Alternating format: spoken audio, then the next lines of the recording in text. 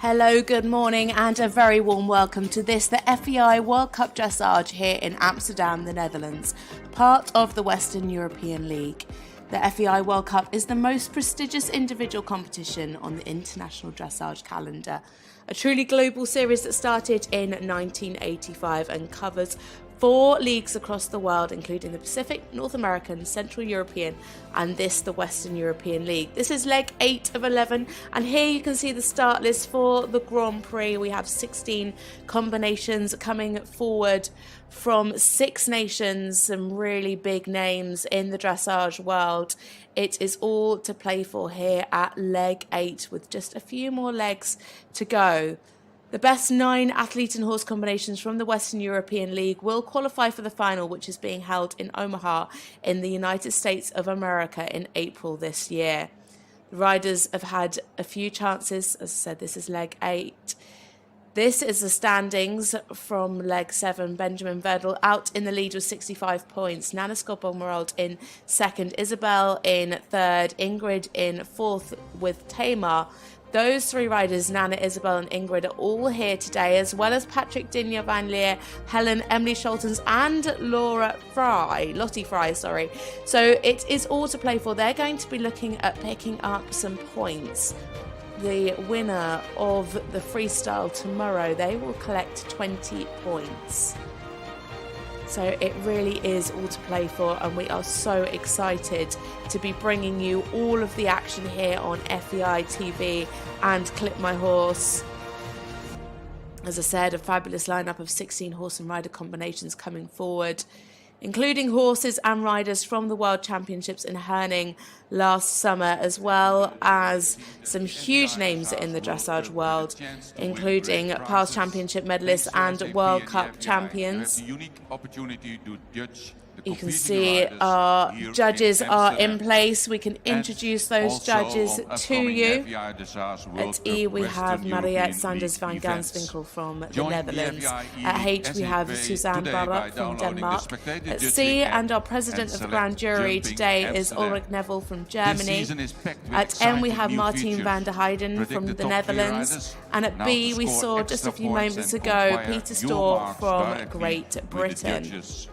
Great rewards await the most active. You can join along with our fantastic panel of judges by taking part in our spectator judging app. You can download it from the Play Store or from the App Store from your Apple device. So download that app now and play along with our judges and see how close you can get to them. It's really, really fun to do. And actually we have such a knowledgeable crowd here in Amsterdam and with you guys at home. It's a really, really fun thing to take part in. But over the last few months we've seen wins from Carina Casso-Cruz and Helen Langehanenberg. That was in leg 1 in Wilhelmsburg. Jessica von Brendelwerdel took leg 2 in Lyon with her brand new music on TSF at De Lera BB. Leg 3 saw Ingrid Klimke take the top spot on Franciscus FRH. There was another win for Germany in Madrid for Frederick von Blaise and Duke of Britain FRH. They took the 20 points there. Then it was the turn of world number 1 Lottie Fry and Glamourdale, who wowed us all in XL London. The final show of 2022 was Mechlin, where Dinja van Liere and James NOP danced their way to the top spot. Just a couple of weeks ago we saw Jessica von Brendelwerdel and TSF De Lera BB. They took their second World Cup win in Basel with another 90% plus score. It's with great anticipation that we watch this season's qualifier unfold and reveal from the doors to the final. A World Cup season this year. So close at the top of the standings. And encourage fans to participate in and we always have such a fantastic lineup here at Jumping Amsterdam, and this year is no exception. You can see the excitement on the judges' faces. They can't wait to get underway, and all of the action starts at 11 o'clock Central European time, 10 o'clock British time. So the first rider will be coming in just less than 5 minutes.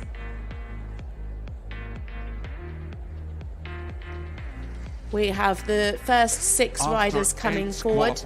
Then we have a short break. We will then welcome the next 5 and then another short break and then the final 5.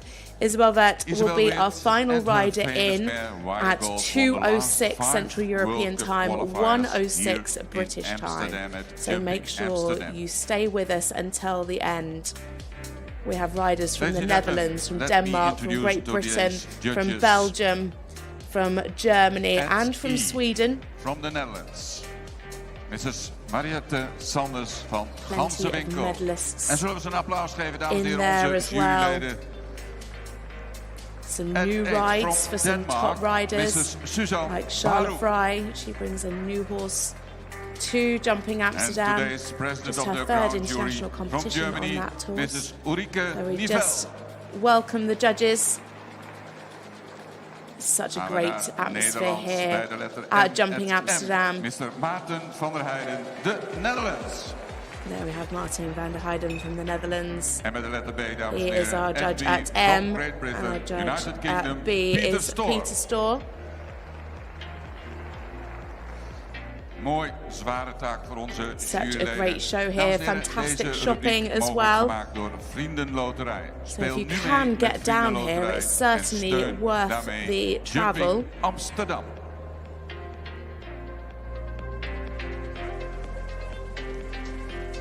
A really lovely arena. You can even watch some of the warm-up as well, which I just think is such a great insight. See what goes on behind the scenes.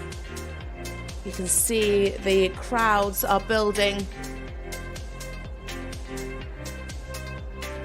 A great atmosphere in this arena. So 16 combinations coming forward today. 15 of those will go forward to the freestyle tomorrow. We still have a few more legs for the Western European League. You can catch all of the action here on FEI TV and Hit My Horse TV. Next up is Neumünster on the 19th of February, the Grand Prix on the 18th of February. Then we head to Sweden, to Gothenburg on the 24th of February for the Grand Prix, the 25th of February for the freestyle. And then back here in the Netherlands, it is the final leg, the 11th leg of this Western European League in Sertogenbosch. That is on the 10th of March. World Cup final in April 2023. The freestyle on the 11th of March. So now you can see our first rider making his way into this fabulous arena. Up first, we have a rider for the home nation. It is, of course, Hans-Peter Minderhoud for the Netherlands and Glockstream Boy NOP, a 15-year-old KWPN stallion by Vivaldi. This is a combination from the Tokyo Olympics and the Europeans in 2021. In Tokyo, they finished 13th in the Grand Prix with 76.817 and 12th in the special and freestyle with 76.155 and 80.682. At the Europeans, their top place was 13th in the Grand Prix with 74.503, but unfortunately they didn't finish the freestyle. They had a successful time in Doha in February 2022, third in the Grand Prix and freestyle with 77.152 and 81.930 respectively. Then, after a few months' break, they came back to Excel London in December, where they finished 5th in the short Grand Prix with 73.447 and 5th in the freestyle with 79.305. Hans-Peter is a 3-time Olympian, 3-time World Equestrian Games rider. He's been to 7 World Cup finals and 6 European Championships. So in the arena now, the first rider, and it is one for the Netherlands, Hans-Peter Minderhoud and Glockstream Boy NOP.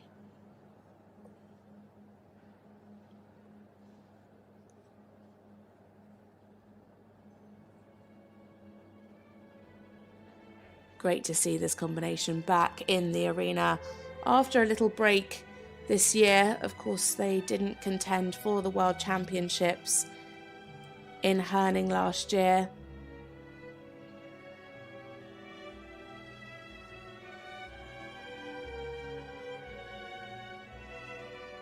Some fairly nice steps there in the extended trot. You really want to see them pushing from behind and tracking up.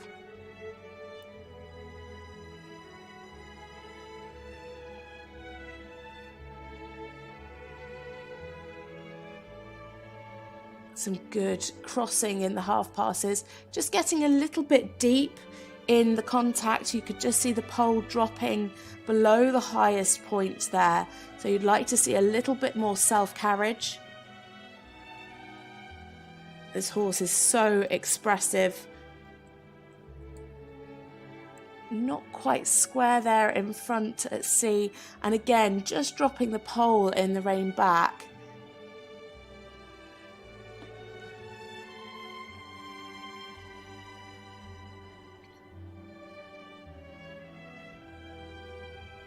Tracking up nicely there in the extended trot.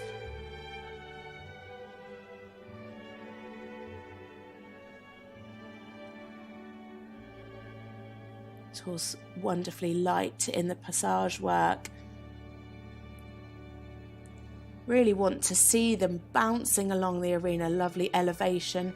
Just needs to watch the rhythm there at the beginning of that piaffe. And again in the transition coming out back into the passage.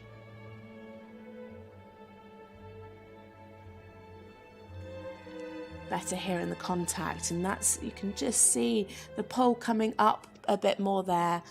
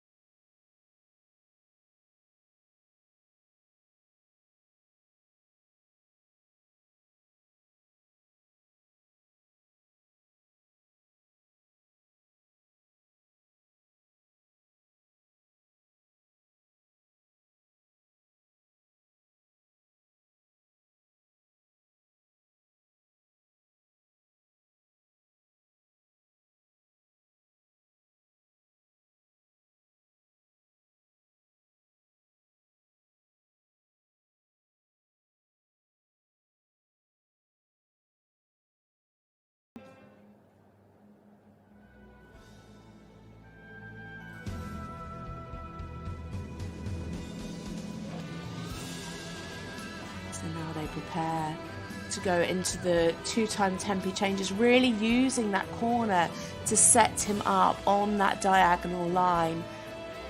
And in this test, there is just no margin for error. You really have to ride every single step, use every single corner to prepare for the next movement. That's where all of those half halts, those rebalancing comes in.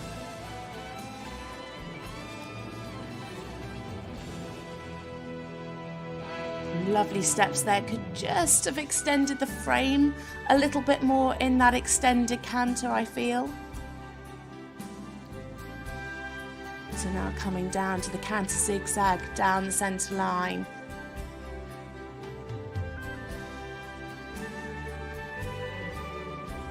Again, just a few issues with the balance there as he changed into the new half pass. Again, a lot going on that centre line, and all of it's marked together. So every single one of those half passes and the flying changes are all marked. It is a double coefficient into the ones now. A little bit close behind. Want to see him stepping through more, and just that mistake right at the beginning proving quite costly.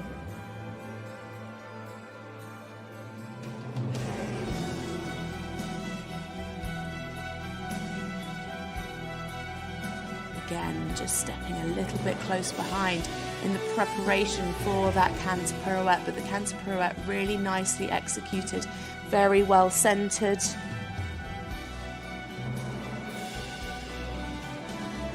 that's where you can see the preparation coming in. Hans-Peter sitting really tall, taking that high hold, rebalancing the horse on the hind leg, ready to turn him in that very, very small circle. I've always been told to aim for a dustbin lid, a dinner plate, whichever tickles your fancy, but yeah, a very, very small circle around the hind leg. All that weight going onto that inside hind leg to turn and keep that balance in a lovely uphill tendency, and he did that pretty nicely today. So they come down the final centre line now. Lovely activity here in the passage. Wonderful rhythm here down the centre line. Better transition there into the piaffe. Ooh, just a little blip in the rhythm in the transition, coming back into the passage there. Just one step, so shouldn't affect his mark too much. And now they come into the holds, and it's a lovely square one. Oh, just unfortunately step back in the last step, but a really lovely test there from Hans-Peter Minderhoud and Glockstream Boy NOP. A really super job. Just that mistake in the 15 one-time changes that really pulled his mark down, unfortunately. And of course that walk as well, where we saw a little bit of tension. I think actually as the test went on, the horse got more confident. Some really lovely canter work, really good canter pirouettes, scoring well for that. Actually some of the best piaffe work that I've seen from this horse. Really lovely lightness, really great activity. Could just see there, we could just do with a little bit more self-carriage for the really high marks. But well ridden from Hans-Peter Minderhoud. In front of a home crowd, there's nothing like riding in front of a home crowd, and I'm sure it will be packed tomorrow for the freestyle. And here we have a score: 74.783 at E, 70.870 from H, 74.239 from C, 74.457 from M, and 72.283 from the judge at B. So that gives an overall score of 73.326%. So really throwing down the gauntlet, setting that benchmark that the other riders are going to want to come up to. But plenty of riders here that are capable of that today, and this lady will be one of them. This is Charlotte Frey. Ignore the graphics there, that's not showtime. This is Lars van de Hulderheid, a 12-year-old gelding Belgian warm blood by Negro out of a layout mare. This is our world champion here on this new horse that she's only competed internationally on 2 occasions. Last time out was in Ixlu at the CDI 3-star. They finished 7th in the Grand Prix with 69.087. Scored well in Leeuwarden CDI 3-star, where they finished 7th in the Grand Prix with 70.761 for 6th in the Grand Prix and 77.020 for 3rd in the freestyle. So this is Charlotte Frey and Lars van de Hulderheid. They are representing Great Britain.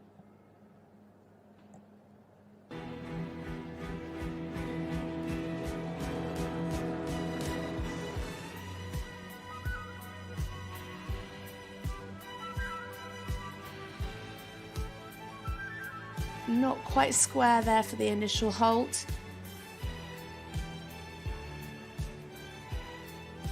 Some nice steps here in the extended trot, tracking up nicely.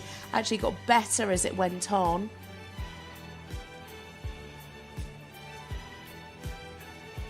Could, for the higher marks, just maybe have seen that frame extend a little bit as well.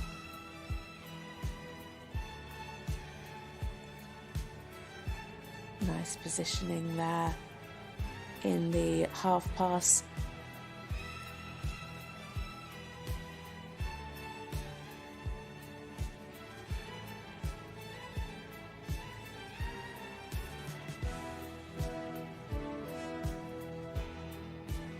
She comes into the halt a little bit early, but really lovely square halt. And good steps there in the rein back.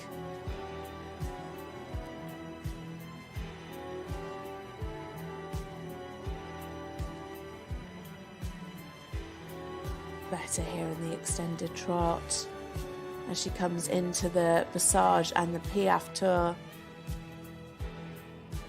Again, lovely lightness to the Passage.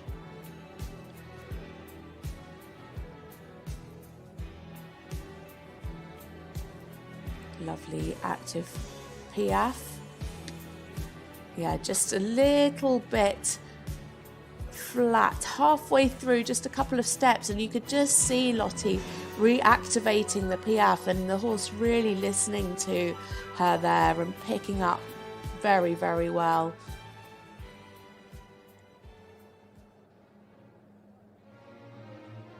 Some nice steps in the walk. Just a little bit slow to take that stretch out. Much better here towards the end.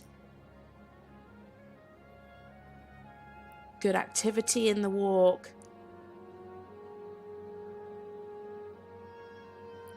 As I said at the beginning, this arena has such a huge atmosphere. And this horse, just its third international competition, so quite a lot to take on, and he's doing a great job.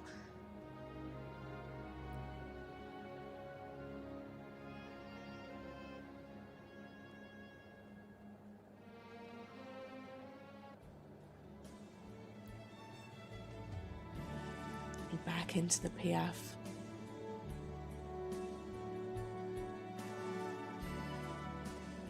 Lots of potential in the Piaffe there. A couple of 8s and 8.5 from one of the judges. And a lovely uphill transition into the canter. This horse has such a lovely big ground covering canter.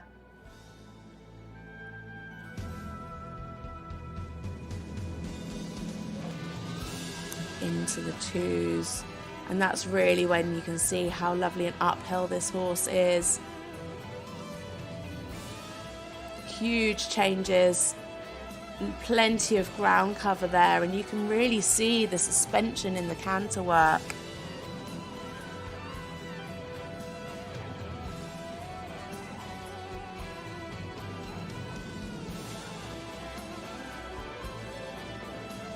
Really good there in the extended canter, and you could see that not only did she extend the pace of the canter, but she also extended the frame, which is what the judges will want to see.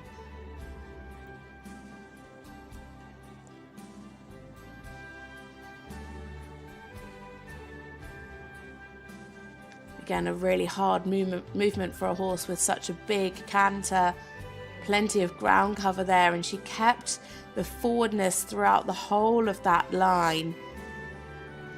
Really big steps in the canter half pass and into the flying changes, just making those look really easy. Definitely a highlight for this horse are the changes.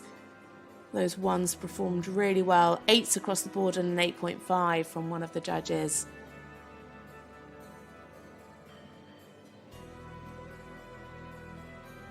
Score looking very close to Hans Peter. Their personal best in the Grand Prix, 70.761. So they are currently well above that. Oh, just a little bit flat. Just lost the balance there coming into that canter pirouette. The weight was on the shoulder rather than the hind leg, and Lottie did a great job of just saying, no, up you come, giving a good half halt there, and recovered really well.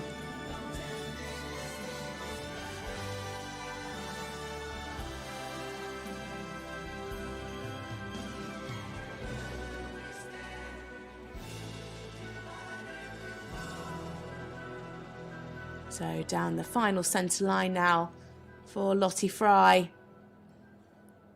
Fantastic steps here. Really great rhythm in the passage work. Actually, yeah, just loses a bit of the energy there coming into the Piaffe. Again, well recovered.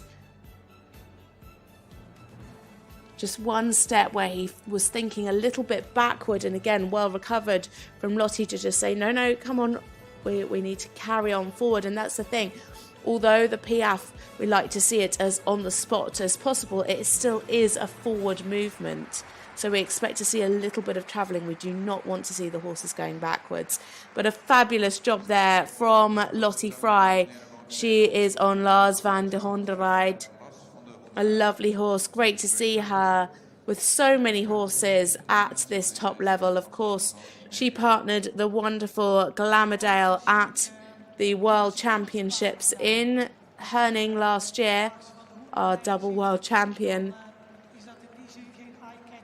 Lottie also had medal success with her other ride, Everdale, at the Tokyo 2020 Olympics, coming home with a team bronze and a team silver from the Europeans in Hagen. There's Anna van Olst, who is her mentor, who's her trainer, who owns all of these wonderful horses. A really great start to this partnership's career. Lovely lightness, especially in the passage work. And you can see that they're still a relatively new partnership. You know, there's still a couple of miscommunications, and we saw those mostly in the transitions coming into the Piaffe from the passage and back out again. Some really lovely quality work. Just a couple of times where the horse just dropped her a little bit, and she just had to give that little reminder. 71.739 from E, 74.565 from H, 73.696 from C, 72.283 from M, and 73.261 from B. A combination best score of 73.109, and into second place there behind Hans-Peter Minderhoud and Glockstream Boy. So second place there for Lottie Frey and Lars van de Honderide. You can just see them leaving the arena now as our next combination enter. This is Nanna Skodborg Merrald, and she is representing Denmark. An extremely established combination who competed together at the Tokyo 2020 Olympic Games and last year's World Championships, where they helped Denmark win that team gold medal. It was actually their last competition together. They were 8th in the Grand Prix with 76.724, which is their personal best, and 22nd in the special with 73%. This is Nanna's 5th World Cup qualifier, having completed Blue Horse Century Fro in Wilhelmsburg and Mechlin, Atrop Gods Othilia in Lyon, Blue Horse Zepter in Basel, and now Blue Horse Zach here in Amsterdam. It is Nanna Skodborg Merrald for Denmark. Nanna currently sits second on the leaderboard with 59 points, so she's going to be looking to take that top spot. Benjamin Vandel's in it at the moment. He, of course, is not here today. This horse, a 19-year-old KWPN stallion.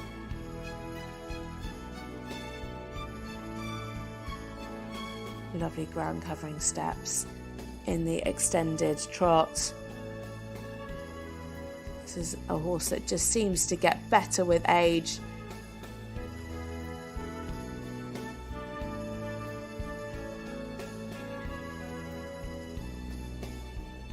Pretty nice positioning in the trot half passes. Again, just making sure that the pole maintains at the highest point. You can just see it dropping a couple of times there in the half pass. Not quite square into the halt at sea.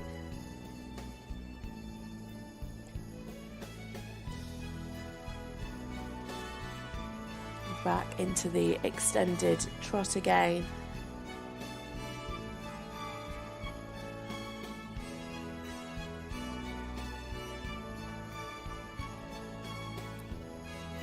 This horse famously ridden by Daniel Bachmann Andersen. Together they achieved enormous amounts, and it's great to see him here with Nanna Skodborg Merrald now. Such a wonderful master and sire to so many top horses. This horse has such a wonderful ability to really sit and take the weight through the hind leg. Good steps in the walk, really lovely and relaxed, taking that stretch down and out in the extended walk. Tracking up nicely. Again, for the bigger marks, you would just like to see more over track there in the extended walk.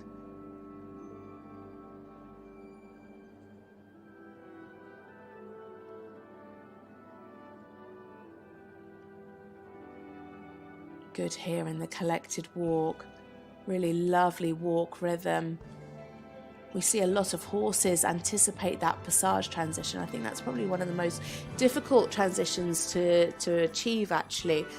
The transition from the collected walk into the passage at M, because it can have such an impact on both the passage but also the collected walk, especially if the horse is anticipating.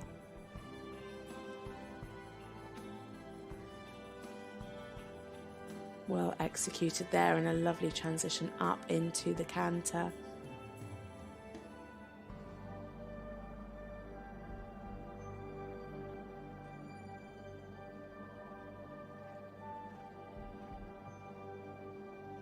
This horse has fabulous uphill changes, really nice. Oh, just a mistake there. That's very, very unlike this pair. That's going to pull their mark down. That's a real shame. The quality of the changes were beautiful, really lovely and uphill, and then just that third one she missed.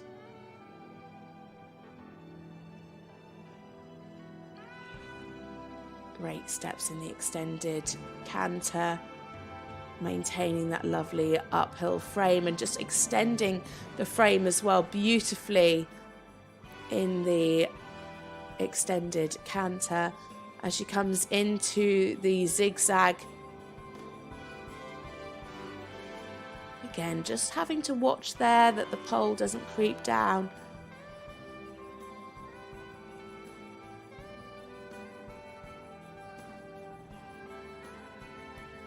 I want the horses to remain in good self-carriage through the whole test.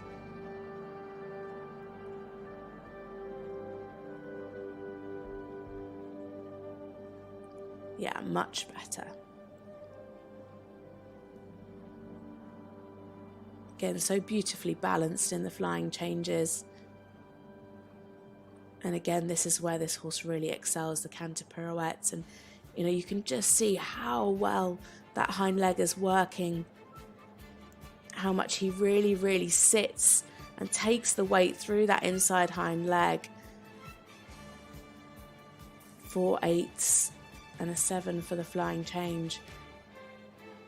3 8.5s and 2 8s for the first canter pirouette. Not quite as good in the pirouette to the right.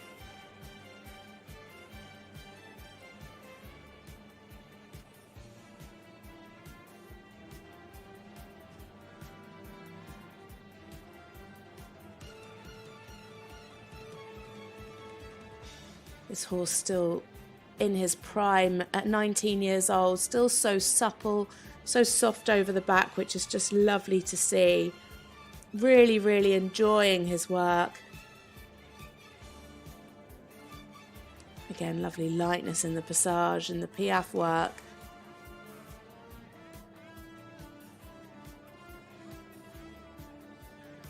Bit of travelling there at X.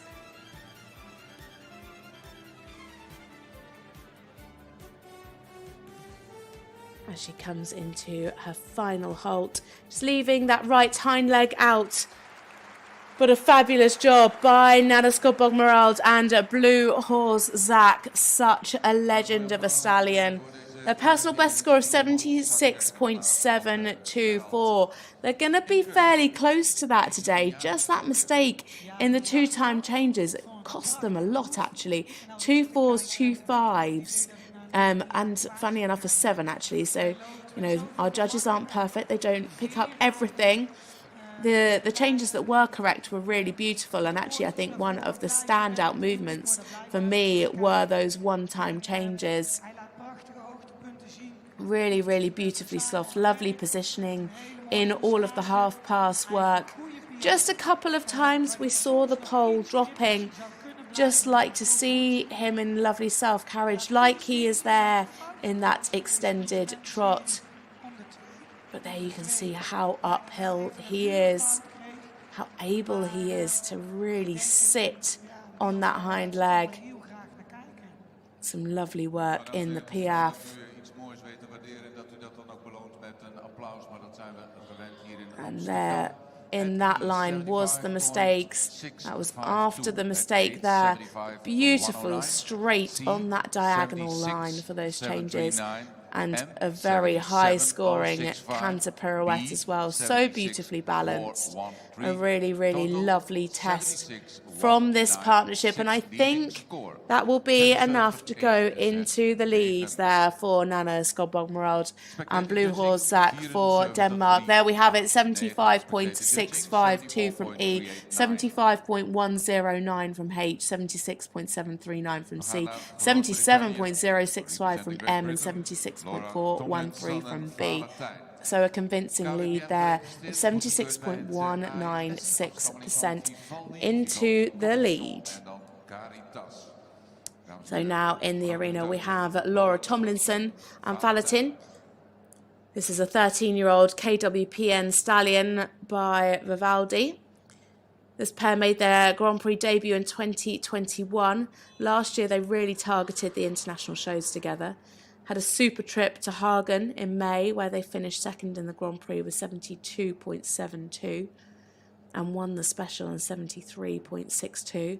Last time out though was at Kiso in October in the UK. They had a difficult time in the Grand Prix, finished 11th with 64.826 but turned it around to win the special with 68.830. Laura, of course, a multi-medalist with her previous ride, Minster Horace, picking up team gold and individual bronze at the London 2012 Olympics. So into the arena now. For Great Britain, it is Laura Tomlinson and Falletin. Lovely square halt to begin with there at X. This horse is exceptionally talented, has a lot of elevation to his work, can just get a little bit tense and a little bit overexcited at times, so hopefully Laura can keep on top of that. I know she's been working extremely hard at home and he is looking fantastic. It's that fine line when we're looking for top dressage horses. We want the power, we want the energy, and sometimes that can come with a little bit of tension, and it's just managing that, building that partnership, and that is what Laura does so well. Lovely positioning here, nice and parallel in the half pass.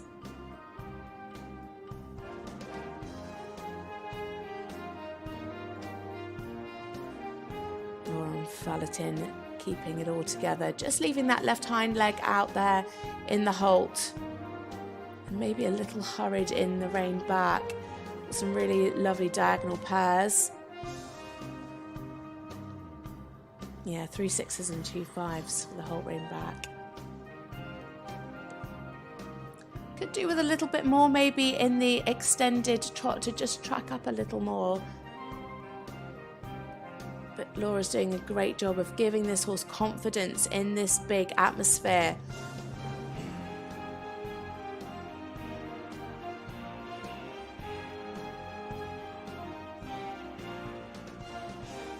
Yeah, keeping it together there. Well ridden by Laura. Again, this horse shows enormous talent for the Piaffe passage work. Super active in the hind leg.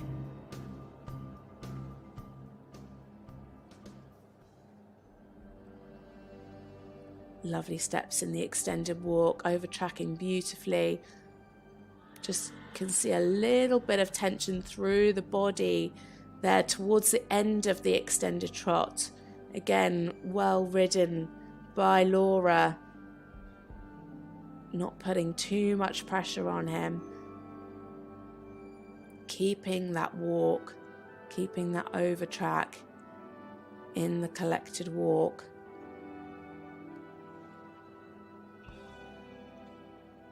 That was very well managed.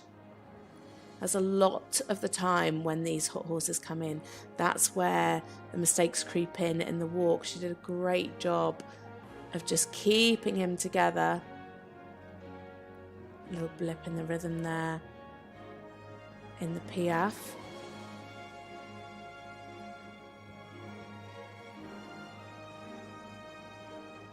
Lovely steps there in the passage.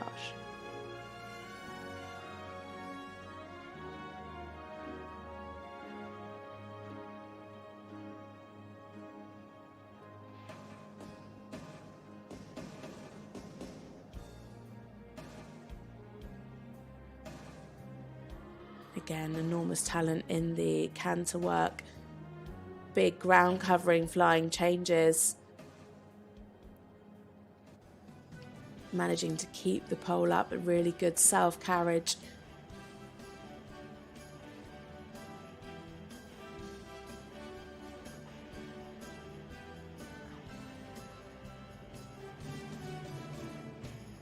Huge extended canter, really covering the ground there, and it's lovely to see Laura asking so much of him. This would have been probably one of the biggest competitions that this horse has been in, one of the biggest atmospheres, and he's dealing with it really well.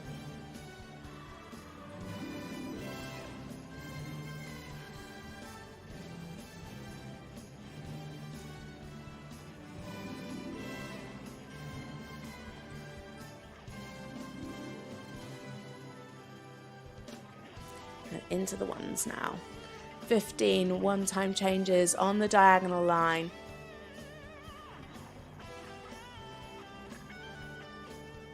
Yeah, well ridden there from Laura. I think for the higher marks, the judges would like to see them a little bit more uphill, covering a little bit more ground. But again, you know, you've got to ask for what you've got underneath you, and she's doing a great job of managing this horse in this environment. And again, you'd like to see the horse a little bit more balanced on the hind leg there in the canter pirouette to the left, but really, really correct in its way of going.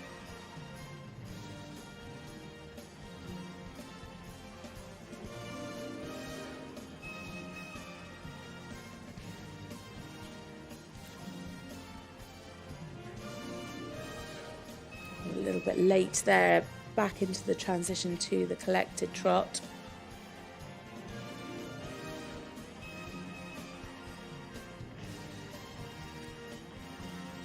I think this round is going to have given this partnership so much confidence to come out tomorrow for the freestyle and really go for that little bit more. Wonderful steps here in the passage. Fantastic activity, really lovely rhythm, and maintaining that nicely in the piaffe. You can just see at times, like in that transition coming from the piaffe into the passage, a little bit of tension creeps in, but again, really, really lovely work coming into the final halt. There we have it for Laura Tomlinson and Fallotin. She's delighted, a big smile on Laura's face. Great to see her back out on the World Cup circuit. Balances being a mother of four with her international career so well. And did a great job today. Her first World Cup on this horse. And now we can see the highlights. I think actually it improved as the test went on. Definitely gained confidence. Some really, really lovely work. And as I said, this horse very, very talented. Just sometimes the tension can creep in a little bit, but actually really, really well managed today. And I think this is probably the most relaxed I've seen this horse in an environment like this. Consistently scoring 7s and 8s throughout the test.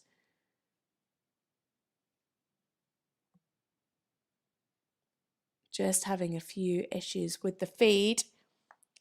We will bring you back a picture as soon as we can.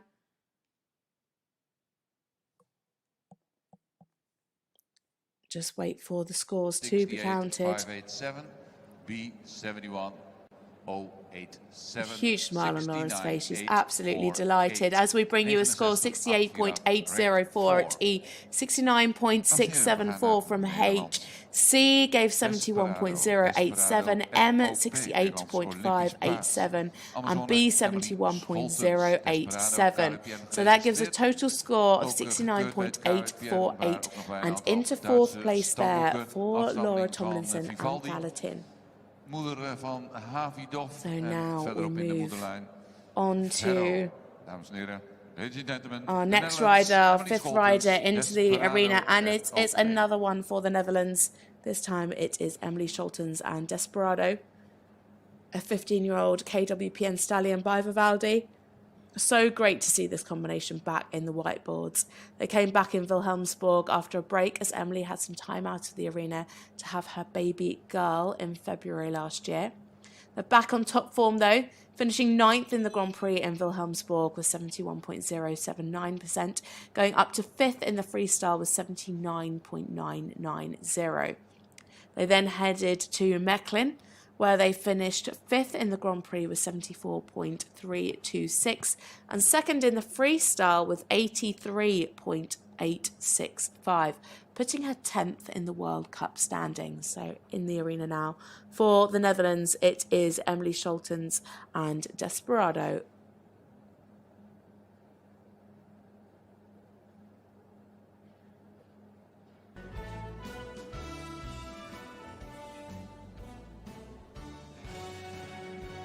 One of their most successful wins was at the Mechlin World Cup qualifier in December 2019. They won the Grand Prix 76.478 and the freestyle with their personal best of 85.075. Emmelie competed her other horse, Indian Rock, lovely 9-year-old stallion, at last year's World Championships, 6 months after giving birth. Made it through to the freestyle finals, finished 15th with 74.589. But this a very established partnership. And as I said, so great to see them back in those whiteboards. This horse has an enormous amount of presence. Again, another famous stallion. Has lots of protégé out competing at the top levels, just leaving that left hind leg out there in the halt.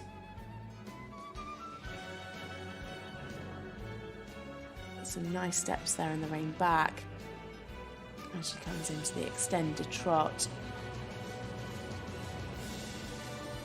Plenty of power there. Could just maybe see a little bit more coming from behind for the higher marks. Getting around 6.57s for the extended trot.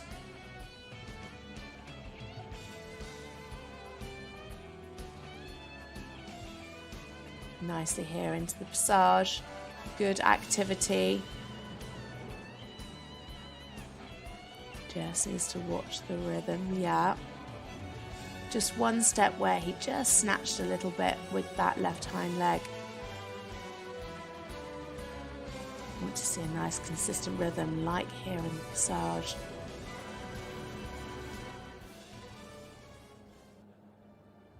Lovely here in the walk, really lovely and relaxed, showing good swing through the back, good ground cover, probably one of the best walks we've seen so far.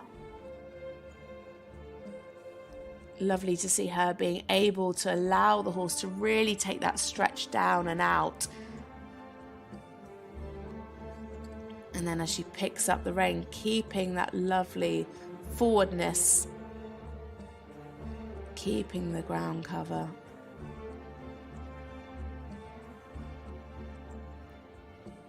Eights and 7.5s for the judges.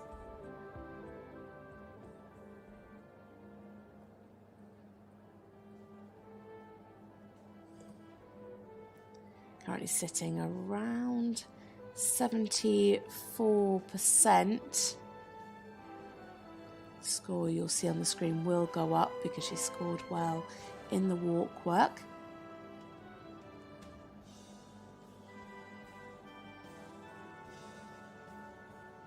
Again, great activity in the Piaffe Passage. Nice, smooth and fluent transitions.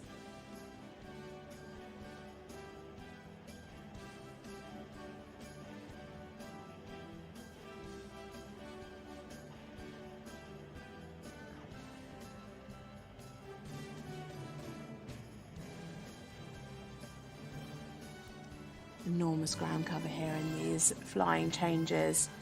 You can see Emmelie really doing a good job of balancing him. A couple of changes there, we could see a bit of swing.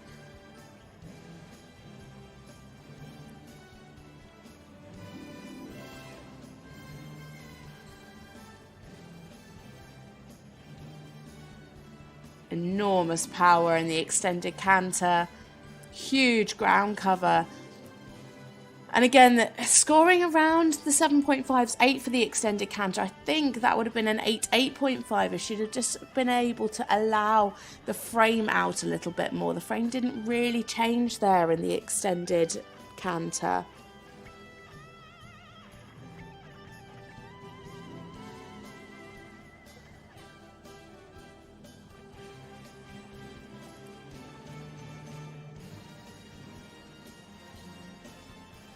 Now into the one-time changes.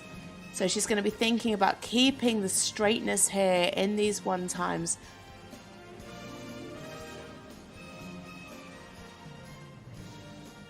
Yeah, still again a little bit of swinging. 4 7s and an 8 from the judges. Again, a double coefficient for the one-times. And for the canter pirouettes as well.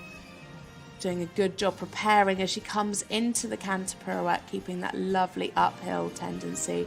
Really, really beautifully ridden in that canter pirouette to the left. 3 8s and 2 8.5s. And again, lovely there in the canter pirouette to the right. Oh, that's a shame. Just lost the balance as she came out of the canter pirouette there. That has actually pulled her score down for that canter pirouette. Interesting to see what the judges give, because we've got 2 5s, a 6, a 7 and a 9. So that I think will probably be corrected because of that mistake. The judges can of course go back and change their marks. Because, of course, as they finish the pirouette, the judges will be marking that. And then if something else happens afterwards, it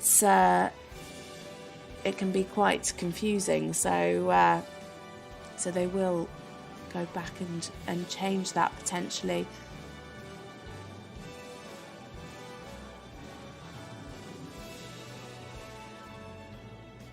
So coming down now into the final section of Passage and into the final halt. A lovely test from Emmelie Scholtens and Desperado NOP for the Netherlands, and it's a fabulous square halt to finish with. What a test from this pair.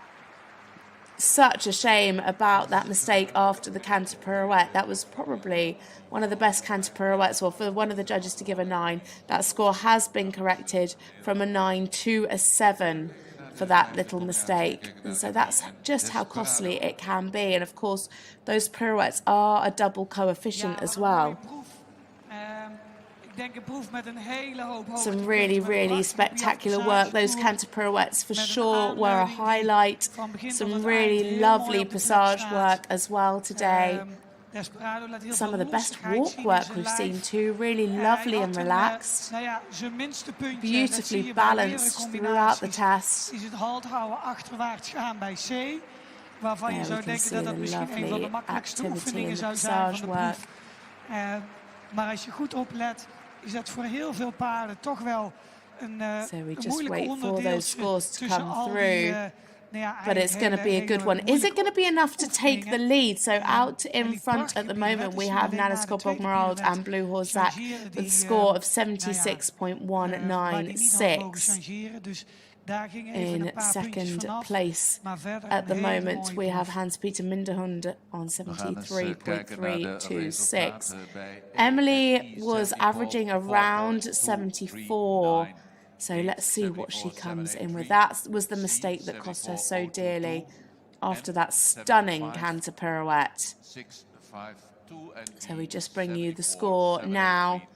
And it is 74.239 from E, 74.783 from H, 74.022 from C, 75.652 from M, and 74.783 from B, giving a total score of 74.696. And into second place there for Emmelie Scholtens and Desperado NOP. So just one more rider to go forward now before we go into our first break. And it is Charlotte Delafque for Belgium. And she's riding Botticelli. 17-year-old KWPN by Vivaldi. A long-standing partnership. They've been together through junior and young rider classes. Last year, they made their senior championship debut at the World Championships. In Herning, they finished 60th in the Grand Prix with 68.354%. They also headed to the Mechlin World Cup qualifier at the end of last year, finished 13th in the Grand Prix with 69.456, and 12th in the freestyle with 74.205. One of two Belgian riders to come forward for this Grand Prix. So into the arena now for Belgium, Charlotte Delafque and Botticelli.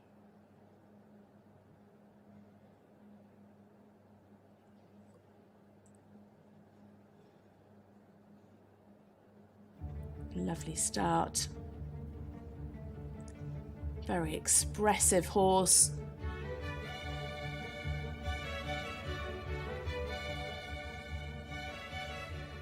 These guys really have been through everything together. Yeah, some pretty nice steps in the extended trot. Again, I'd just like to see a little bit more coming from behind for those higher marks. Still scoring around the 7.5s. I think if she had a little bit more from behind, a little bit more tracking up, there would be a higher mark in there for sure.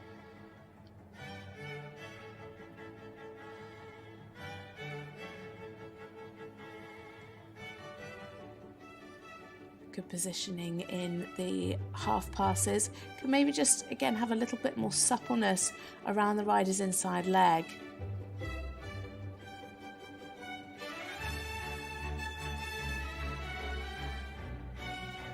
Not quite square into the halt there.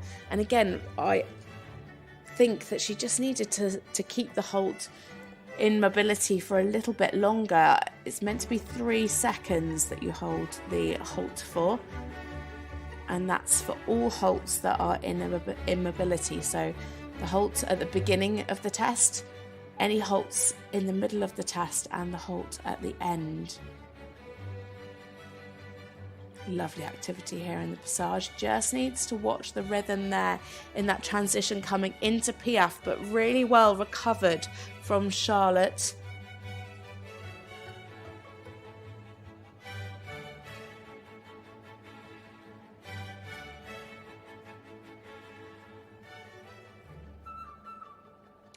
This horse looks such a happy little horse. Got its ears pricked, really listening to everything that Charlotte's asking of him. Nice and relaxed here in the walk. Tracking up nicely again for the bigger marks the judges would want to see. A little bit more over track there in the walk. A little bit more swing over the horse's back.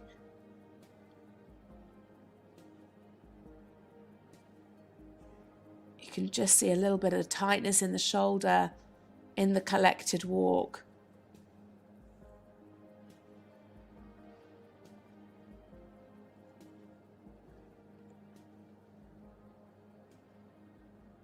Picked up nicely there into the passage. Really lovely and active, and I think that's been the trending thing for this partnership actually the whole way through. What a lovely little active horse this is. Just dropped a little bit going into that transition into the piaffe.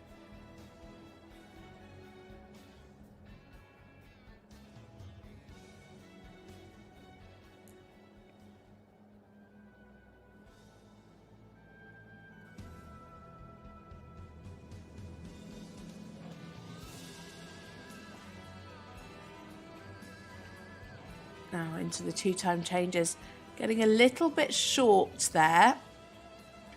You can see a bit of tension coming in, a bit of tightness over the back, and that's really showing in the neck. But actually, some really lovely flying changes themselves.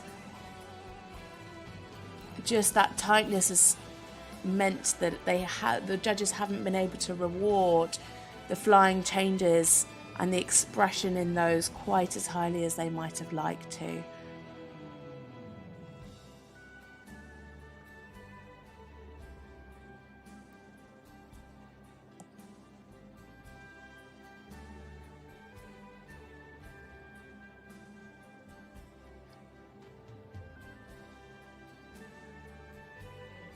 Nice and forward in the canter half passes.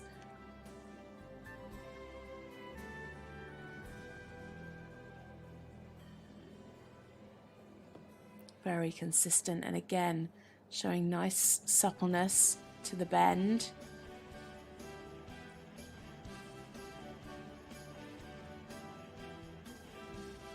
Yeah, again, nice flying changes themselves, just a bit tight for me over the back. And again, 3 7s and 2 7.5s for the changes. So now she's going to have to really half halt coming into those canter pirouettes. Yeah, well ridden there from Charlotte. Looks like such a super keen and enthusiastic horse to ride. So forward, which is lovely to see. And Charlotte's really able to balance him and take that weight onto the hind leg, which she demonstrated really nicely there in those canter pirouettes.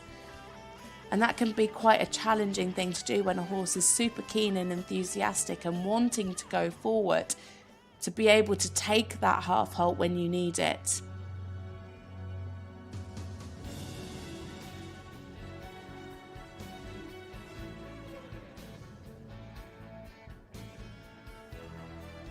They're coming down the final centre line now.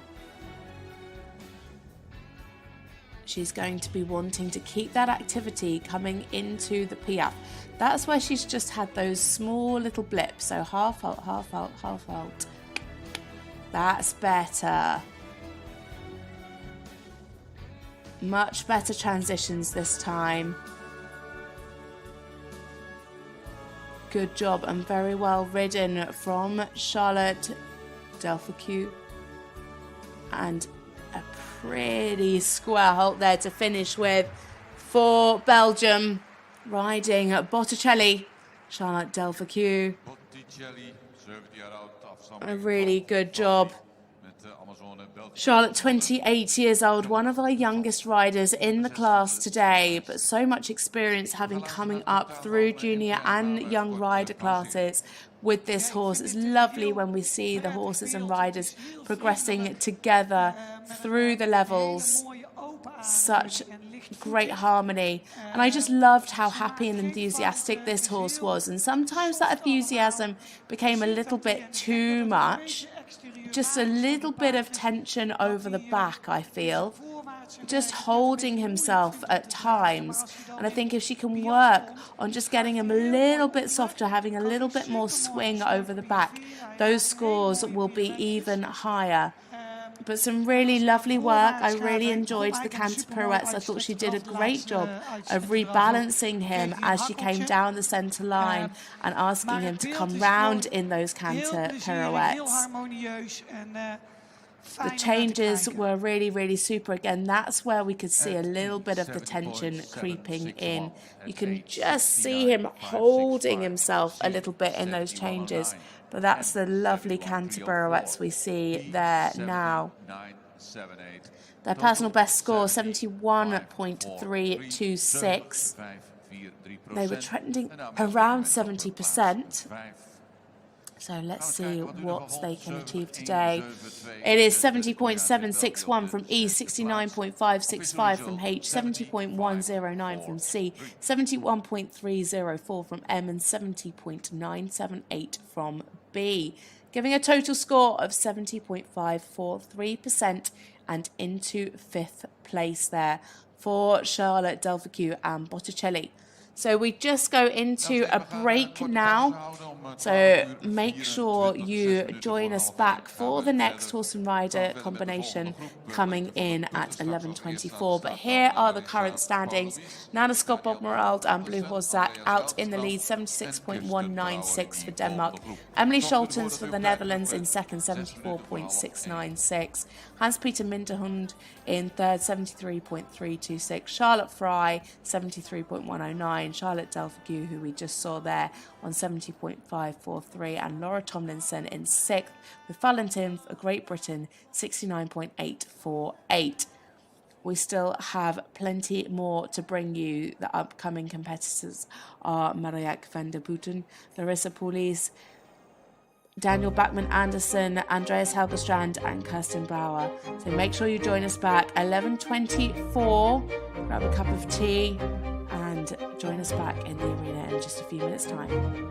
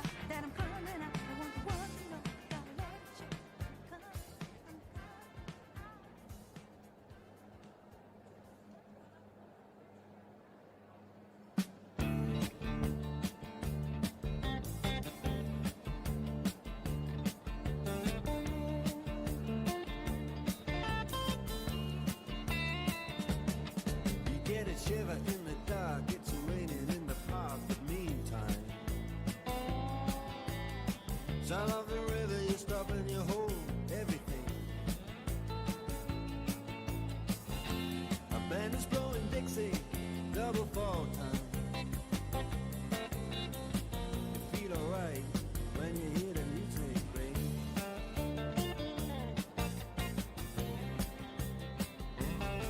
Well, now you step inside, but you don't see too many faces. Coming in out of the rain, they hear the jazz go down. Competition in other places, but the horns, they blowing that sound. Way on down south, way on down south, London town.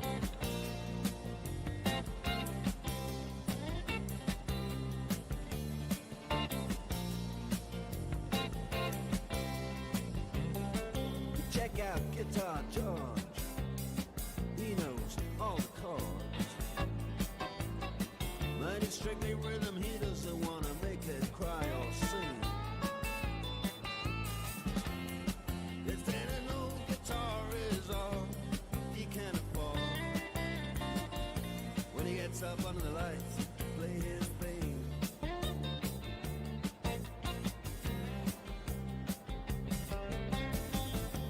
And Harry doesn't mind if he doesn't make the scene. He's got a daytime job, he's doing alright. He can play the honky-tonk like anything, saving it up Friday night with the Sultans, with the Sultans of Swing.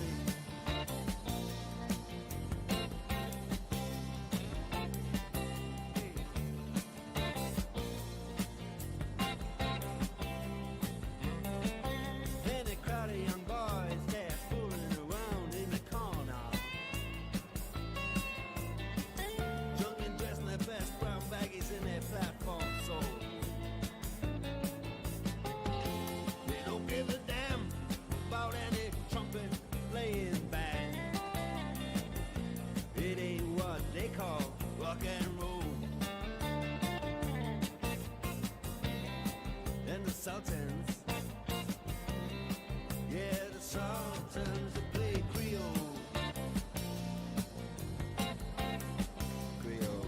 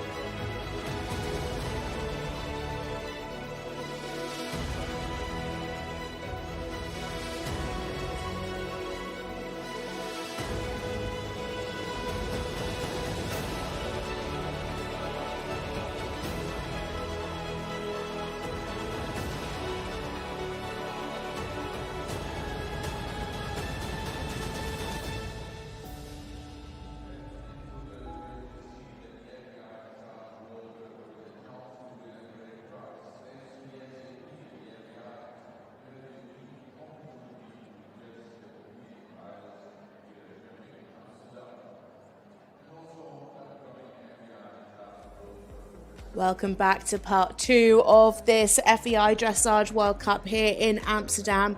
Leg 8 of 11. We've had a fantastic start to this class with 6 partnerships coming forward. The score to beat so far is 76.196%. And that comes from Denmark's Nanna Skodborg Merrald. But we have a fantastic lineup for you in this second half. Still all to play for. We will then have another 20-minute break just after the 5th rider to go, and then we welcome another 5 riders into part 3. The atmosphere is definitely building in this arena. Here is the start list of the riders to come.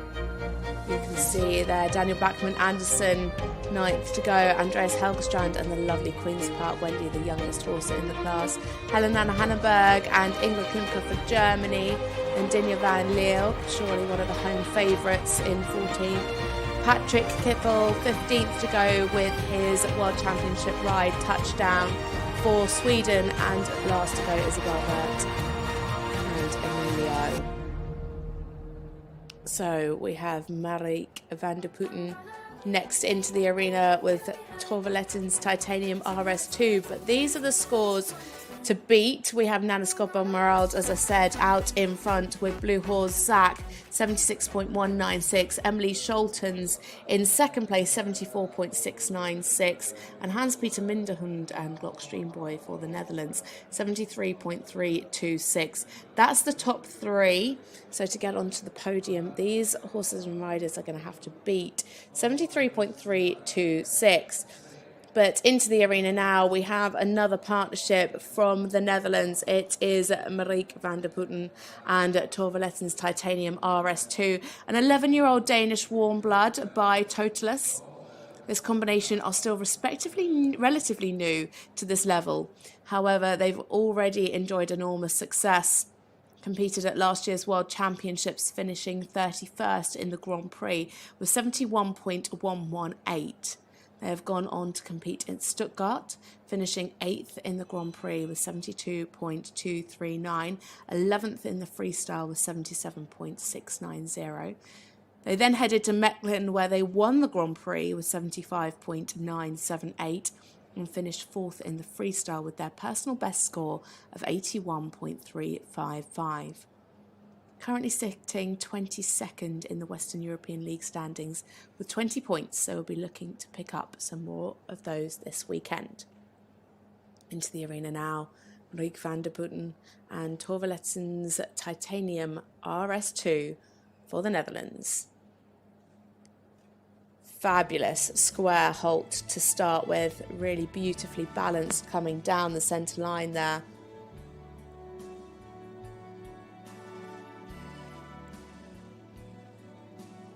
Again, a lovely, expressive horse. Oh, just lost the rhythm there at the beginning of the extended trot. That's such a pity. Maybe just have a little bit more from behind in that extended trot. Probably didn't push it as much because of that little blip at the beginning. Always best to be a little bit reserved. And again there, just losing the rhythm as she comes round into the trot half pass.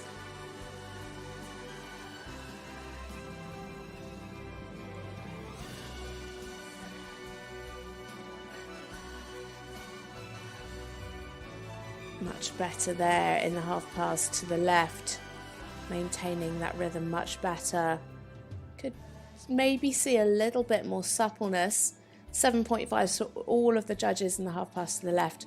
Very early into that halt, you would like to see the rider's body lined up with the marker, so could have come forward a little bit more there, but a lovely square halt. Still scoring 7s and 7.5s for that halt rein back, but actually that could have been higher had she have ridden that a bit more accurately. Lovely here into the passage, really wonderful activity. Nice expression here as she comes in and asks for the piaffe. 12 to 15 steps. nicely active on the spot, very nicely ridden. Good transition back out into the passage, maintaining that connection.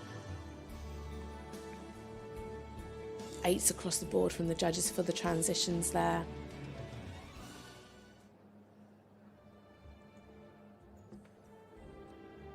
Yeah, I'd like to see a bit more freedom of the shoulder here in the extended walk. Just about tracking up. Not really letting go through the body in the walk. I always try and imagine a panther hunting in the wild, and you can just see their whole bodies moving as they prowl. And that's what you want to see from these horses. You want to see a lovely swing through the body in the walk. And today you could just see this horse holding its back a little bit in the walk and not really coming over the back.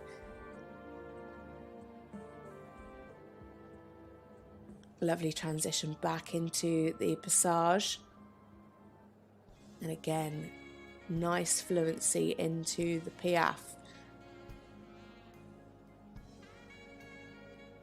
Scoring really, really well for those. Lovely connection.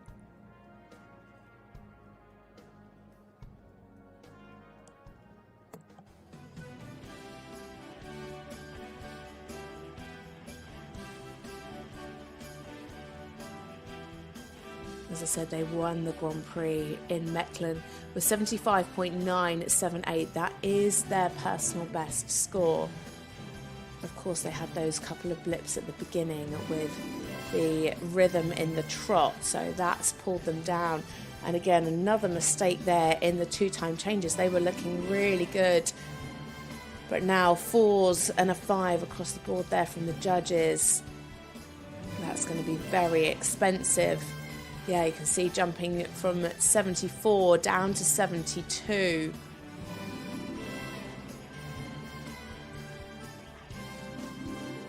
I feel like she could have gone for that a little bit more in the extended canter. Fairly modest there.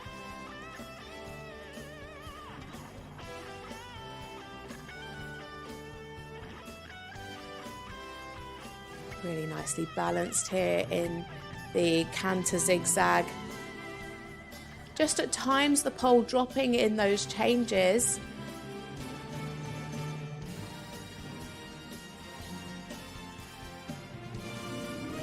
So now into the 1s. She needs a mistake-free line to pick up her score.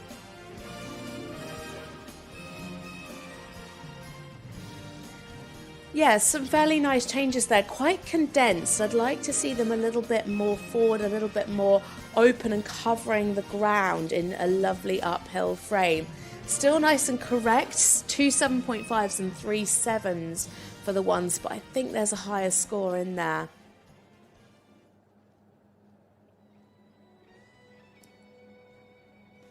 Nice into the canter pirouette. Again, could just be a little bit more centered for those higher marks. A little bit on the big side in the canter pirouette to the left. Slightly better there in the canter pirouette right.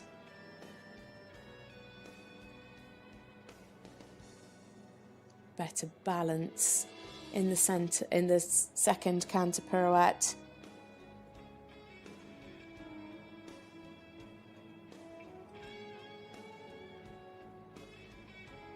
Again, lovely expression here in the extended trot. Would just like to see more from behind, so it enables the horse to track up in the extended trot.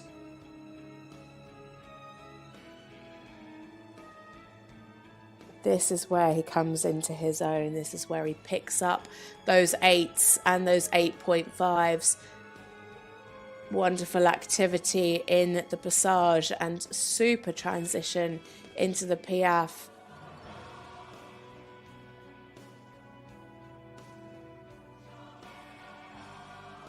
As she comes down into her final halt. Lovely expression here, great harmony between the two. And a lovely halt to finish with there for Marieke van der Putten and Tomlinson's Titanium RS2. Lovely horse by the famous Totalis. A really, really super job. Definitely the highlight was that fantastic passage. Scored a 9 there for that final passage as she came into her final halt. Such a shame about the mistake in the 2-time changes and a couple of blips at the beginning in the rhythm in the trot work. We could just see at the beginning of the first extended trot and the beginning of the first half pass to the right, just had a little blip, and that pulled her down to 6s and even 5.5s. So trending around 72-73%, but actually that would be more like 75 without those mistakes, which is where we saw her in Mechelen. A really well presented test from Marieke. This is where we saw the mistake, just got a bit carried away, went from 2s into 1s, and that was very costly for her. Lovely and uphill in the canter work. Maintaining a nice frame throughout the whole test. Nou, dat weten we en dat gaan we And these are the delen. canter pirouettes. Slightly large on the first one, but then rebalanced for the canter pirouette to the right. So we just wait for the score to come through, and here we have it 73.043 from E, 74.348 from H, 72.826 from C, 75.870 from M, and 72.174 from B, giving a total score of 73.652. That has put her into 3rd place there with this lovely Tomlinson's Titanium RS2 for the Netherlands, Marieke van der Putten. Now into the arena we have our second competitor for Belgium. It is Larissa Pauluis and First Step Valentin. A very experienced rider who competed in Tokyo on her other ride, Flambion, finishing 42nd with 67.251. She then went to the Europeans in 2021 with this horse, finishing 43rd. Since then, their scores have been on the rise, and last year she finished 29th in the Grand Prix at the World Championships with 71.351, making it through to the special, where she went up 2 places to 27th with 71.353. Their last time out was in Le Mans, where they finished 5th in the special with 67.617. So into the arena now for Belgium, Larissa Pauluis and First Step Valentin. Larissa rode her other horse Flambeau at the Mechelen World Cup qualifier just after Christmas. They finished 8th in the Grand Prix with 70.695 and 9th in the freestyle with 75.5, picking up some points for the Western European League standings. Lovely square halt to start the test with. I think it always just leaves such a good impression if you can start well with a good first centre line. Very expressive there in the extended trot. This horse looking really beautifully supple. Just 11 years old. Oh, just lost the balance there and tripped behind at the beginning of the half pass.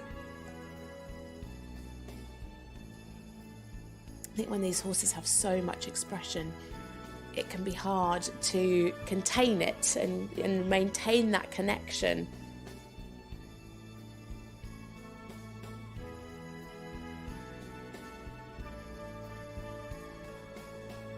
Again, a lovely square halt, but just a little bit before C.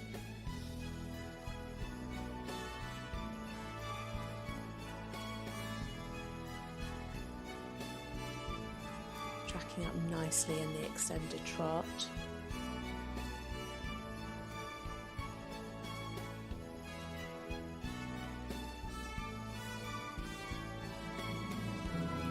This just goes to show how adjustable these horses need to be, coming from the extended trot into the collection that they need for the passage, and then into the piaffe there, and just couldn't quite get that regularity in the piaffe.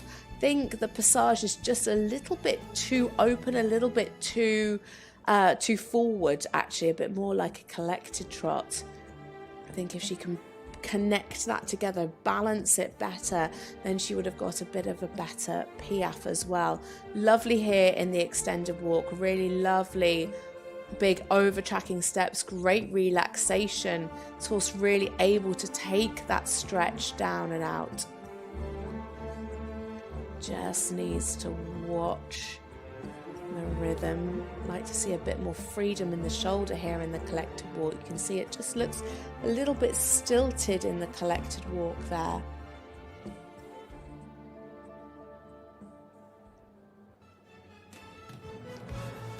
Oh, you can already see there the regularity behind in the piaffe. Better now in the passage, and better there in the piaffe. Just a few moments in the passage before the piaffe where she lost the rhythm, but really well ridden there by Larissa to maintain that into the piaffe.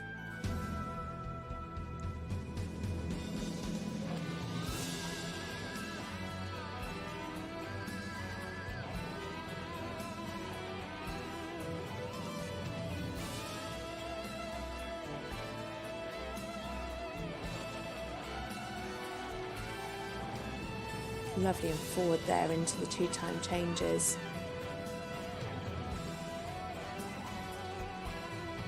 Sevens across the board for those changes there.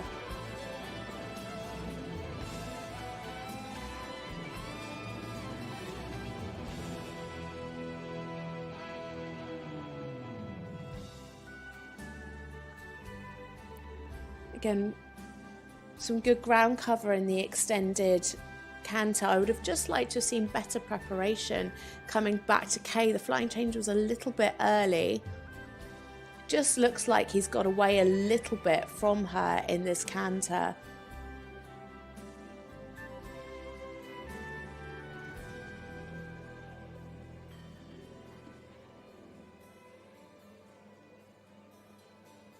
Yes, nice preparation into the ones. Oh dear, just missed them there.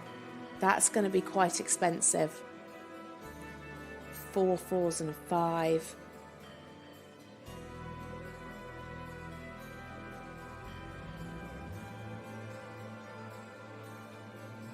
Nice preparation into the canter pirouette.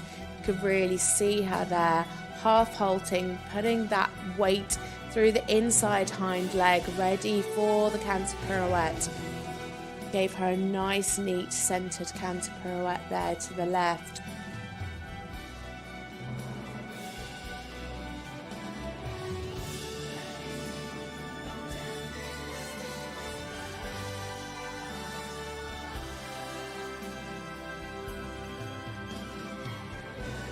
Just lost the balance into that trot transition a little bit on the shoulder.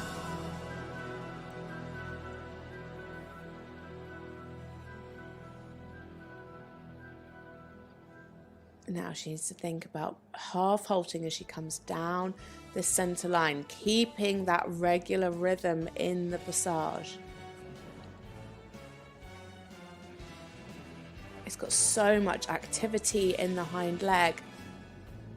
Sometimes he can just get a little bit over enthusiastic. Much better.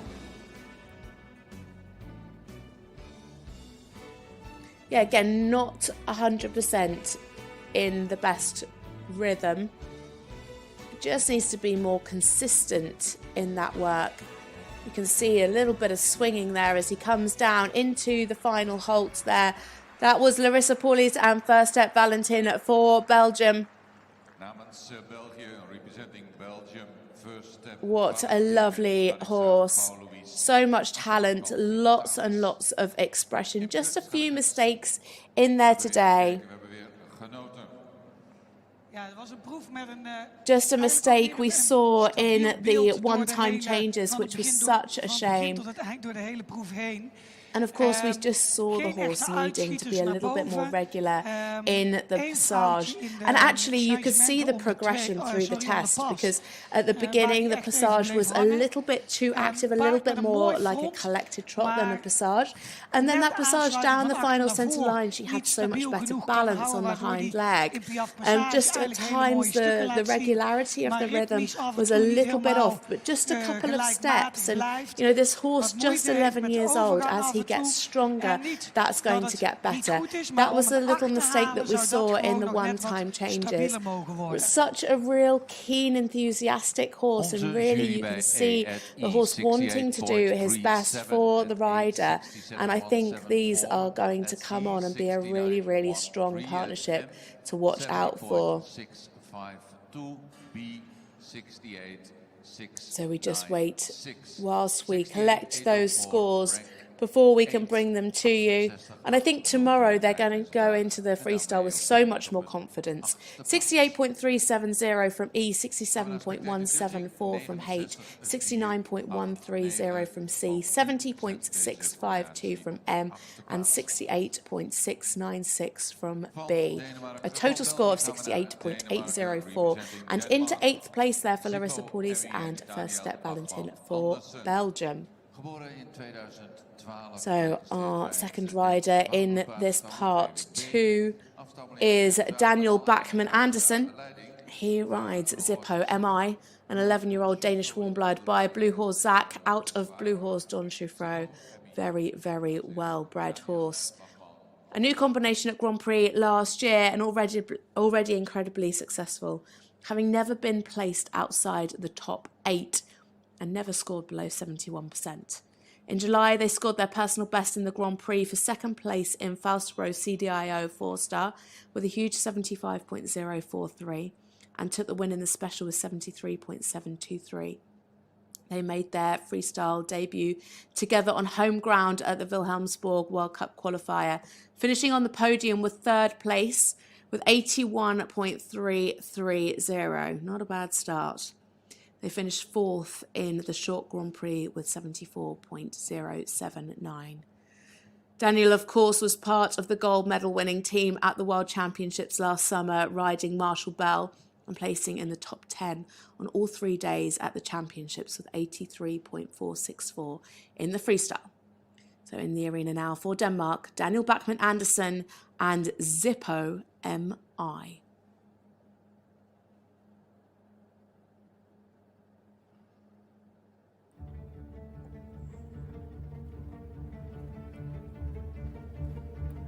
A nice square halt to start the test.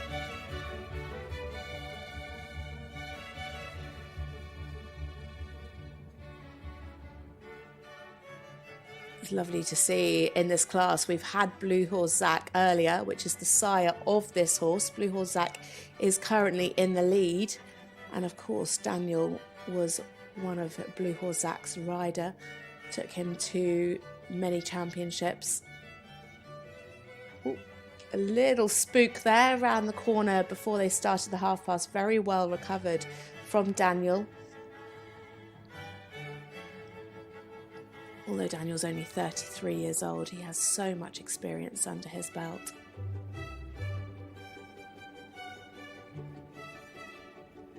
Lovely positioning in the half pass, is really nice and supple. Lots of ground cover. Ooh, bit of anticipation into that halt. And you can see there the weight on the shoulder there rather than sitting back and coming up in the rein back. You want to see that pole always at the highest point.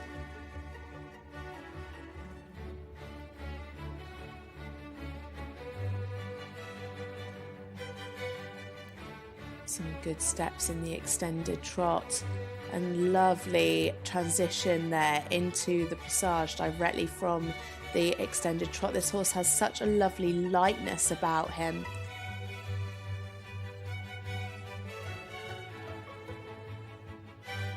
Again, just needs to watch the rhythm there in the piaffe.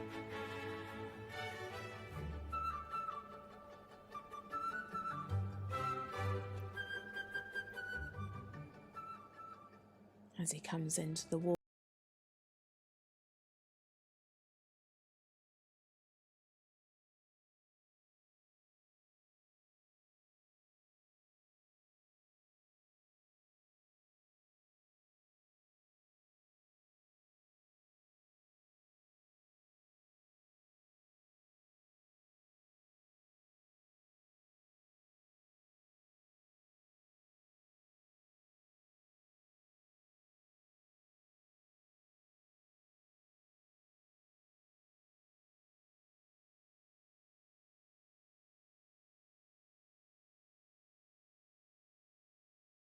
And again, a lovely pick up straight into the passage, again demonstrating that lightness. Just lost a bit of the activity in the transition into the piaffe, but actually the piaffe steps much better this time. I think Daniel just allowed the horse to travel a little bit more forward, and you know, that's when the experience of these riders really comes in. I think in that first piaffe he asked for it to be a little bit more centered, a little bit more on the spot, and that's when the rhythm was just a little bit off, and then that time in the piaffe just allowed him to go a little bit more forward, and then the quality of the steps of the piaffe were better. Lovely uphill, what a two-time changes, really nicely ridden, and using that whole diagonal line. We've seen a few horse and rider combinations today riding the changes a little bit shorter, and so they finish quite early, but actually if you can really ride them beautifully forward, that's when you get that ground cover, that moment of suspension in the changes.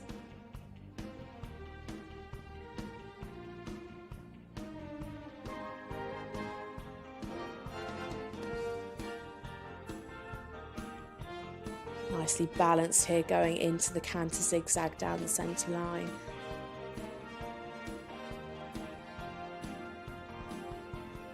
Nice suppleness again, just dropping the pole slightly. You'd like to see slightly better self-carriage there in the canter zigzag.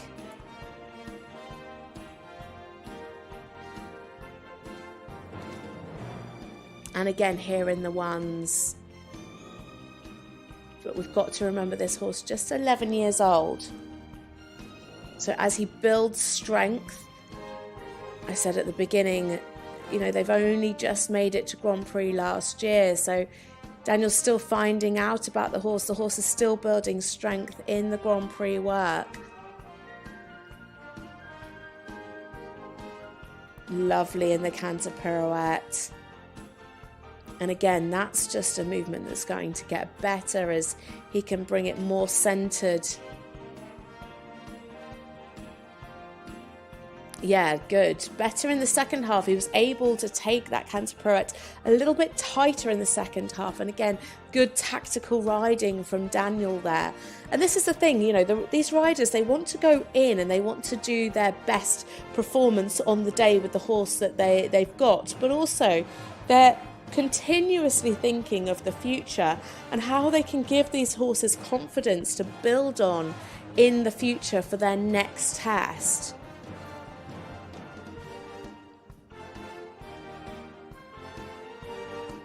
Again, great lightness here in the passage.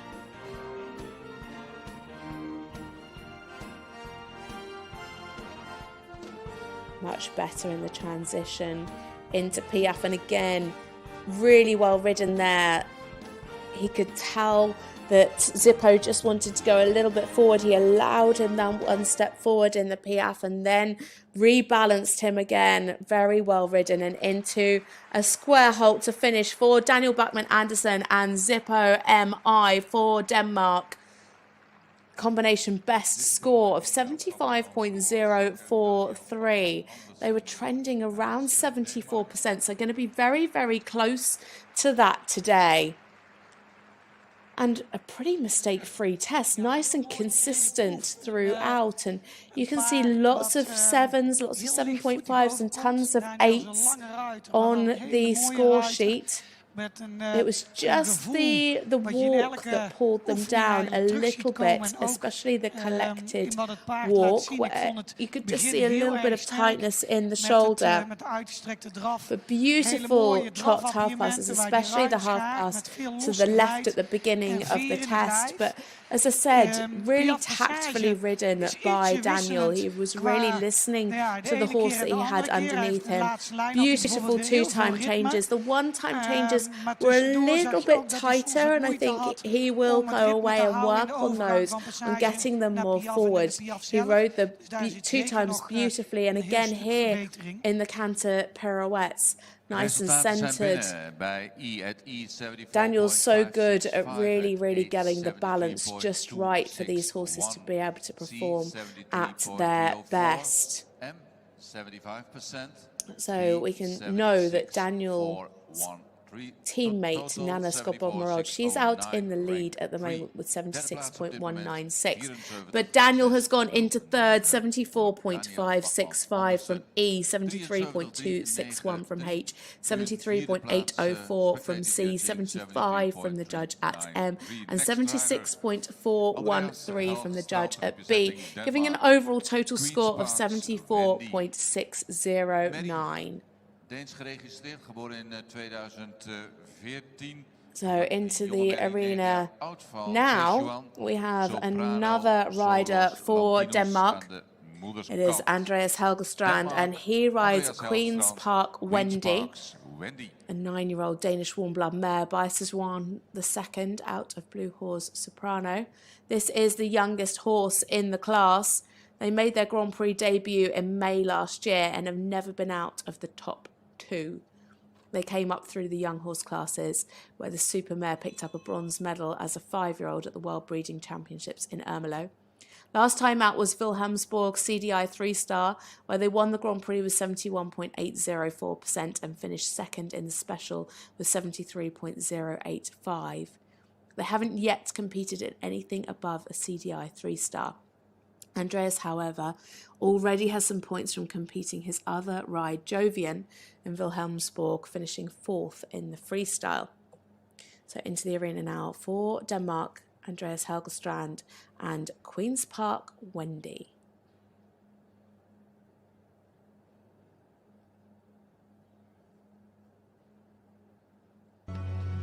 I remember commentating on this horse at the World Breeding Championships as a 5 and a 7-year-old, and she is really quite spectacular. Now, through this test, we have to bear in mind she is 9 years old and still very new to the Grand Prix work, but she just shows exceptional talent. Beautiful from the hind leg there in the extended trot. So much ground cover. Nice and supple into the trot half pass.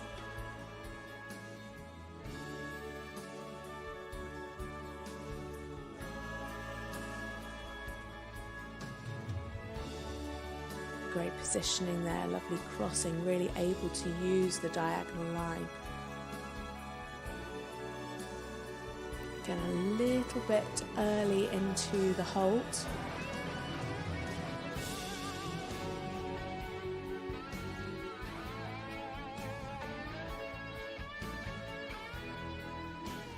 Just a little blip in the rhythm at the beginning there of the extended trot, and that's where you can see that she's still relatively new. She's got an enormous amount of ground cover in those extended trots. You just want to see her waiting a little bit in those and a little bit more balance on the hind leg.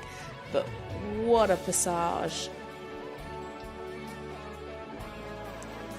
And again, very good riding there from Andreas, just allowing her to be a little bit more open there in the piaffe, allowing her to be able to sort out the rhythm underneath her, showing good self-carriage.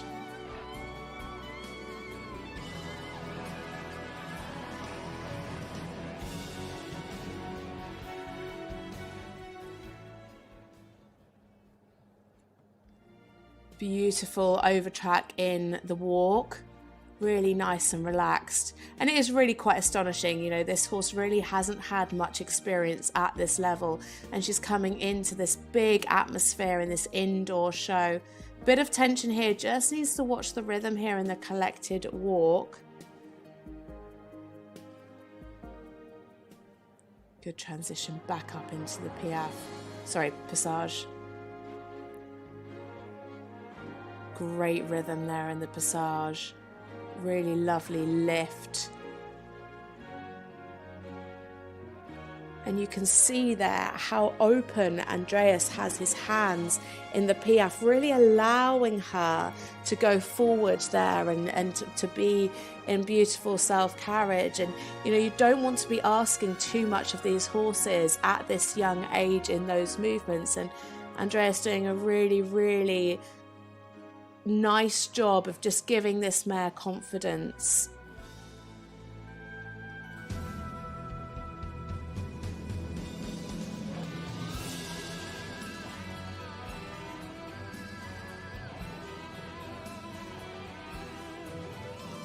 Huge two-time changes across the diagonal. Oh no, the bell's gone. There might be, can just see a little bit of a pink mouth. There might be a little bit of blood. Yes, there is. Oh, what a shame. That was going so well. These things happen, you know, a horse can be nicked in the mouth at any stage, but of course horse welfare has to come first. Andreas Helgstrand en Queen Park Wendy, zij gaan de piste verlaten. That's a real shame. We will not be seeing any more from this partnership for this competition. But as I said, horse welfare has to come first, and it's great that the judges picked up on that so early. As I said, a horse can bite its tongue at any point or bite its lip. It's just one of those things. We've seen it many times. We saw it at the Olympics in 2020. We saw it at the Europeans in 2019.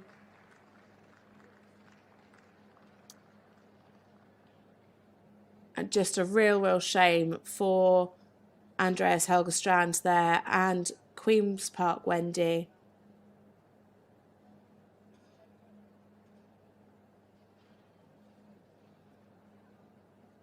So we just wait for the next horse and rider combination to come into the arena.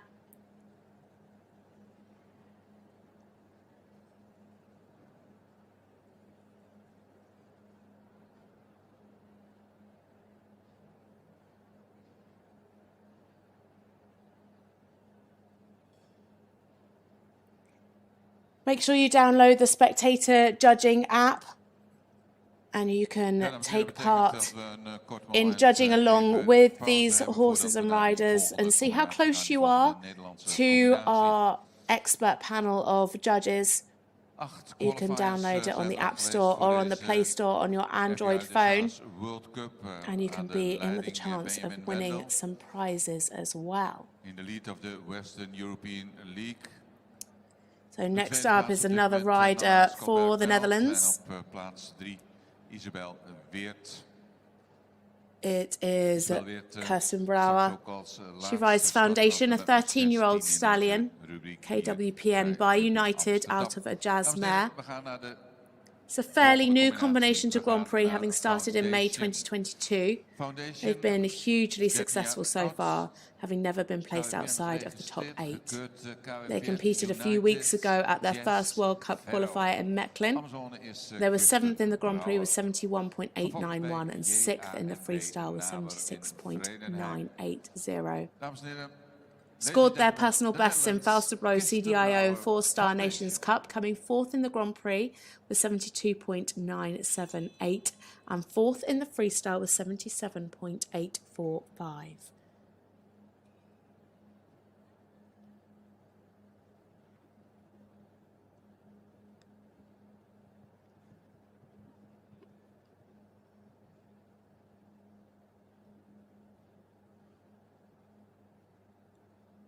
So into the arena now for the Netherlands, Kirsten Brouwer and Foundation.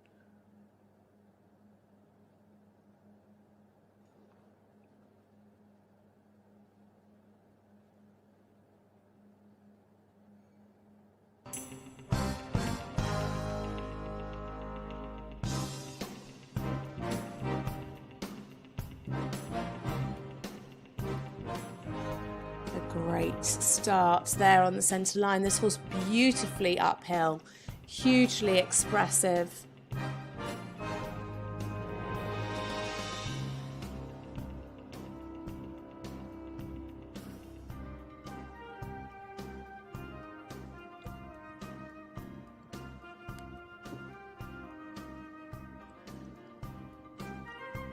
Nice and supple there to the bend.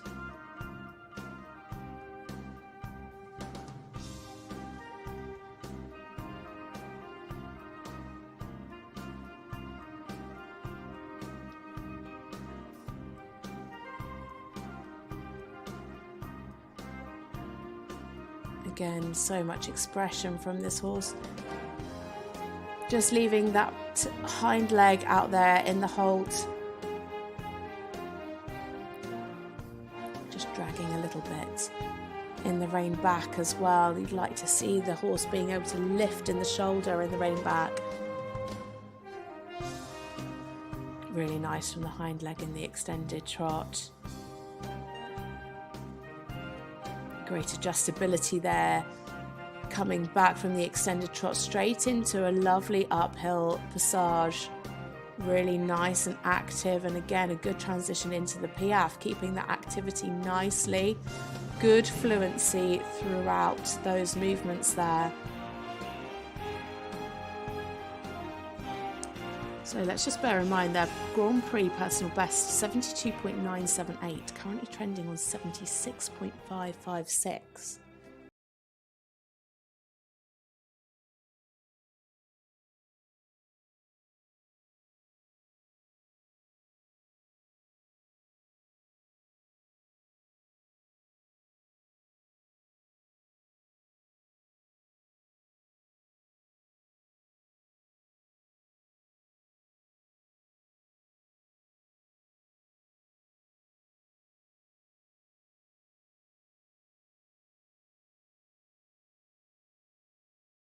Hardest things to ride when you know that you've got that passage transition coming up at M.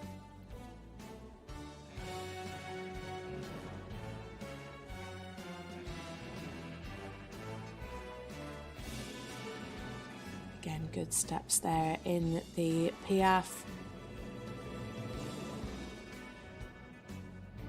Oh, just lost the activity a little bit there. Just dropped off her leg slightly.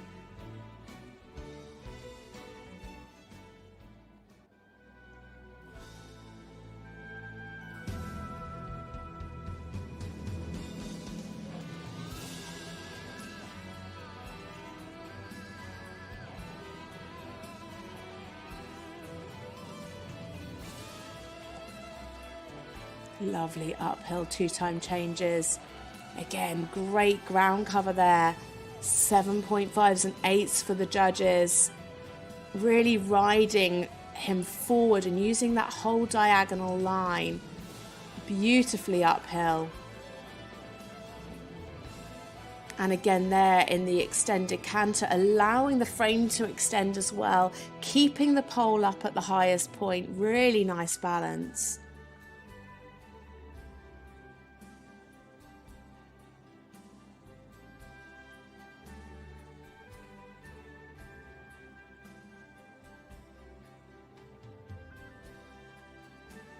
Just losing a little bit of the connection in a couple of the changes in the canter zigzag. You could just see the horse getting a little bit long.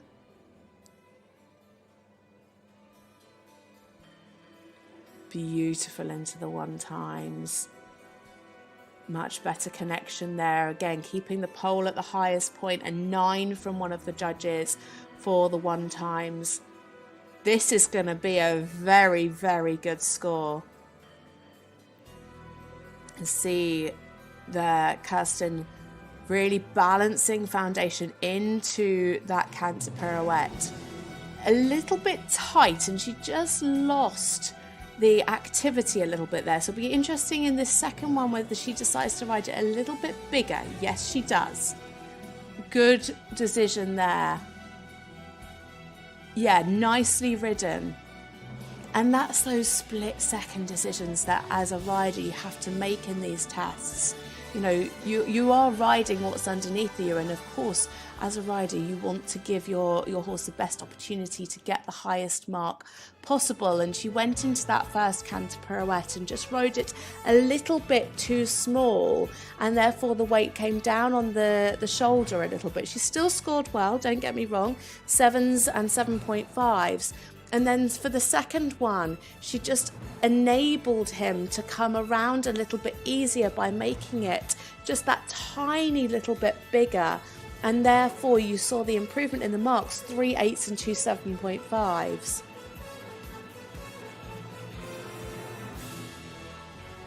Really lovely steps in the piaffe.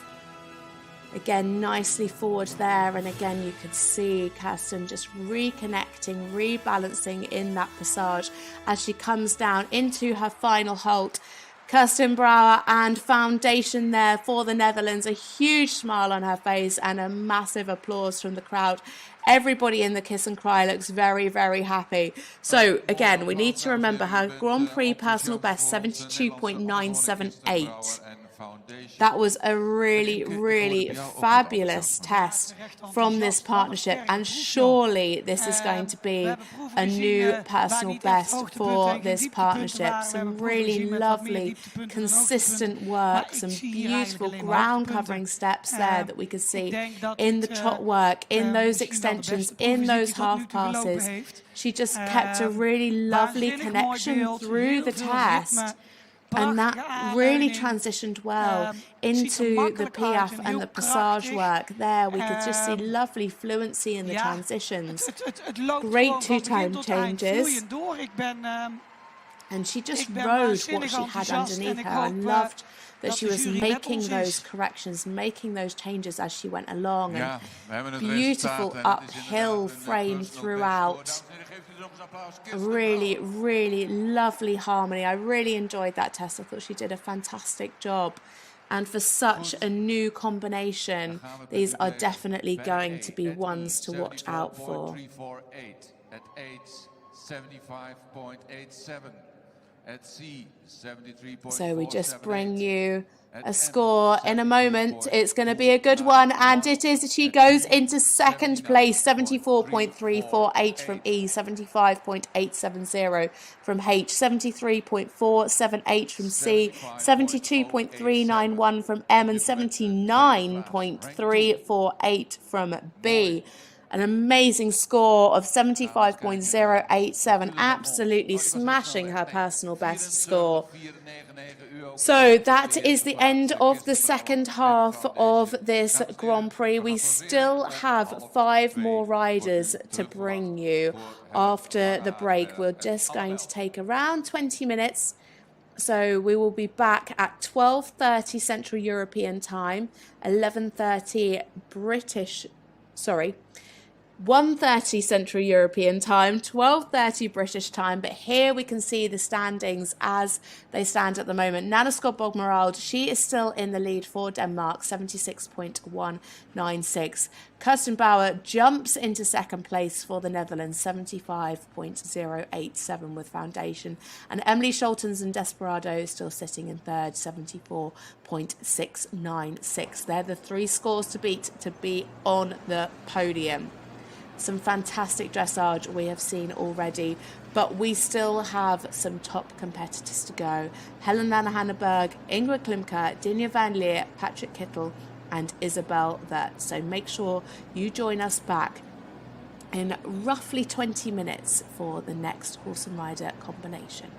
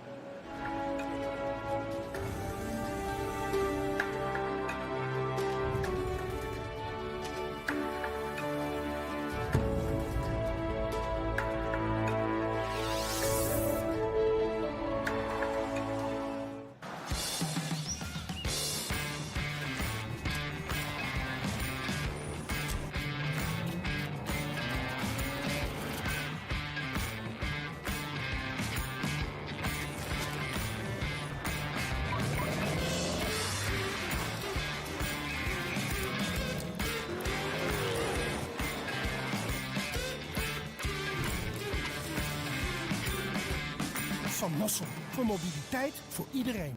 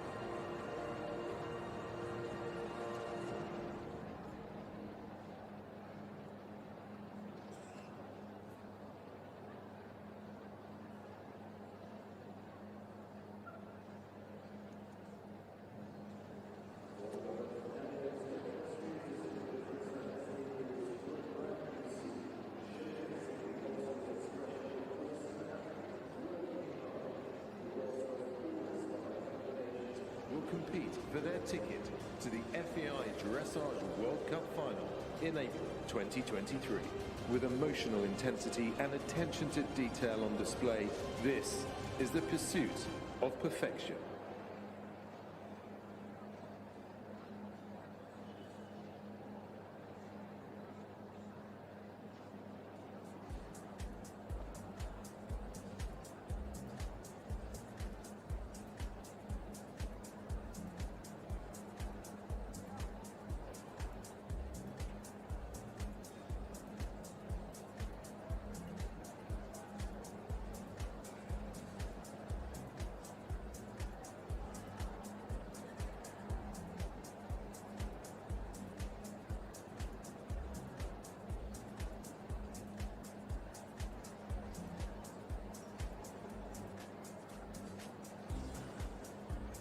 Hello and welcome back to part 3 of this Grand Prix. Here is the start list of the final 5 riders to come. You can see 3 partnerships from Germany, as well as Patrik Kittel and Dinja van Liere from the Netherlands and Sweden.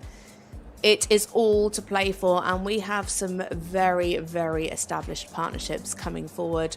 Those that have been to World Cup finals, those that have been to the World Championships last year, even the medalist there, Hermes NOP, who won the double bronze at the World Championships in Herning. But these are the current standings. Out in the lead at the moment, we have Nanna Skodborg Merrald and Blue Horse Zach for Denmark, 76.196. Then Kirsten Brouwer, who we saw just before the break, slipped into second for the Netherlands with a personal best score of 75.087. And in third, we have Emmelie Scholtens and Desperado, again for the Netherlands, 74.696. They are the top 3. Also, Daniel Bachmann Andersen there in fourth place with 74.609.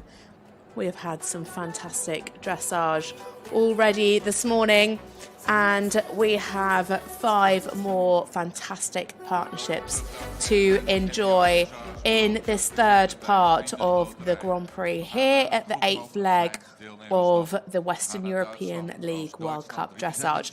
But into the arena now, it is our first representative for Germany. It's Helen Langehanenberg and Annabelle. Annabelle is a 15-year-old Holstein mare. Helen is a regular face on the World Cup circuit and competed Annabelle at the last World Cup final, finishing 6th in the Grand Prix and freestyle with 75.019 and 78.8439 respectively. This is their 4th World Cup qualifier this year, having competed in Wilhelmsburg to finish 6th in the freestyle with 79.355, 2nd in Madrid with 80.035, and 4th in Excel London with 82.135. Helen has also enjoyed previous World Cup final podium placings. She won in 2013 with a prolific stallion Damon Hill NRW and was 2nd in 2012 and 2014. She also took the 3rd spot on the podium in 2019 with Damsey FRH. Helen's a multi-medalist from Olympic, World and European Championships, having picked up 4 golds and 6 silvers. Into the arena now for Germany, Helen Langehanenberg and Annabelle.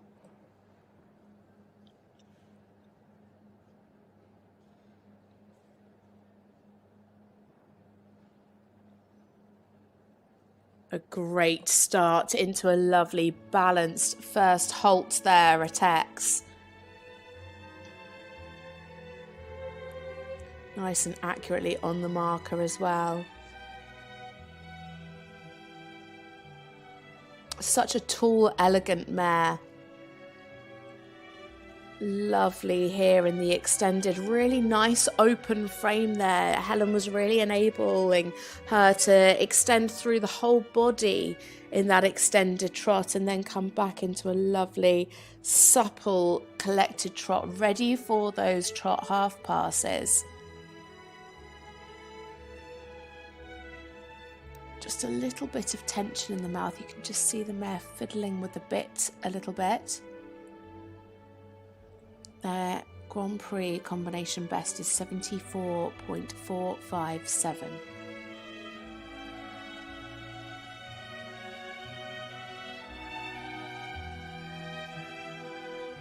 Again, would have liked to have seen more immobility there in the hold. She was just fiddling a little bit to make her square, and then already Helen was asking for the rein back.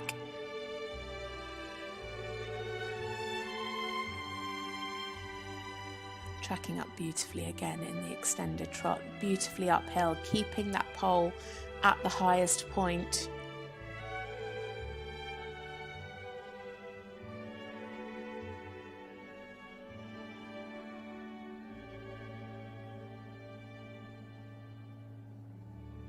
Good activity here in the Piaffe, staying nicely balanced on the marker, not too much travelling, maintaining that activity.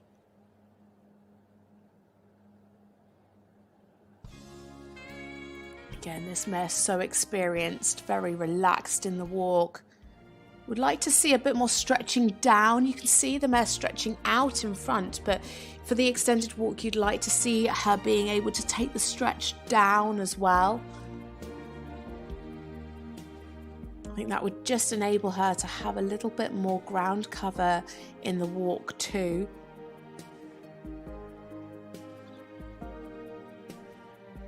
A little bit open there in the frame in the collected walk.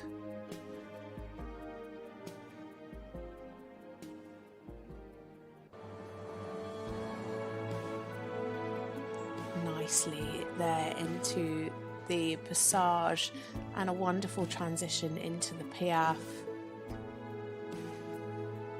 Again, this mare has such a great ability to really sit. Just offering the canter transition a little bit early there. She knew that was coming, didn't she? And this is what's so hard, I think, for these riders when they get to the top level of the sport. You know, they only really ride 3 tests. So they often ride the Grand Prix. Now they, of course, have the short Grand Prix as well, the special and the freestyle. So the horses really get to know the tests and where they're going, and that's when the anticipation can creep in. And again, you could see Annabelle predicting that transition into the canter at E, and you could see her predicting those flying changes across the diagonal. And you know, that's where mistakes can easily creep in, and we didn't see her best 2-time changes today.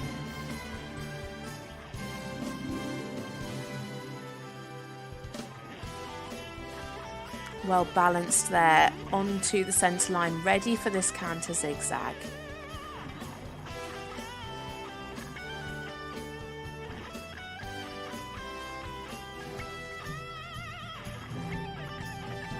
Nice and consistent through the half passes.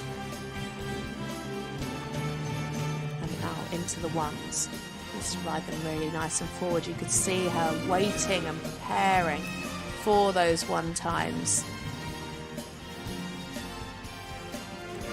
Yeah, you can tell she knows what she's doing, can't you? Annabelle looking like she was wanting to take over and take Helen for a ride there.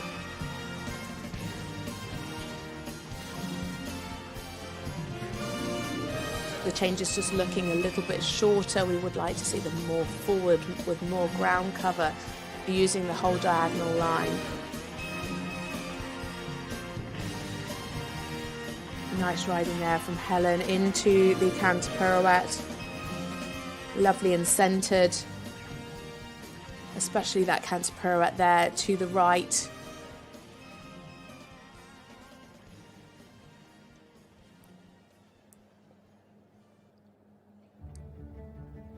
Again, nice transition back into the trot.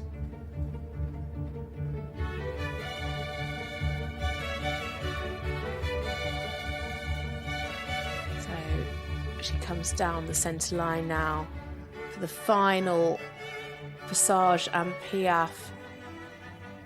Again, a great connection, keeping that pole at the highest point as she comes into the passage and maintaining that nicely for the Piaffe. Good rhythm. And lovely fluent transitions there. The score just dropped down with those little blips in the 2 lines of tempers and just stepped back into that final halt, which was a pity. But a lovely test there from Helen Langehanenberg and Annabelle for Germany. It was a really, really strong start. Some super work in the trot work, really lovely and supple and swinging over the back. Some lovely extended trots.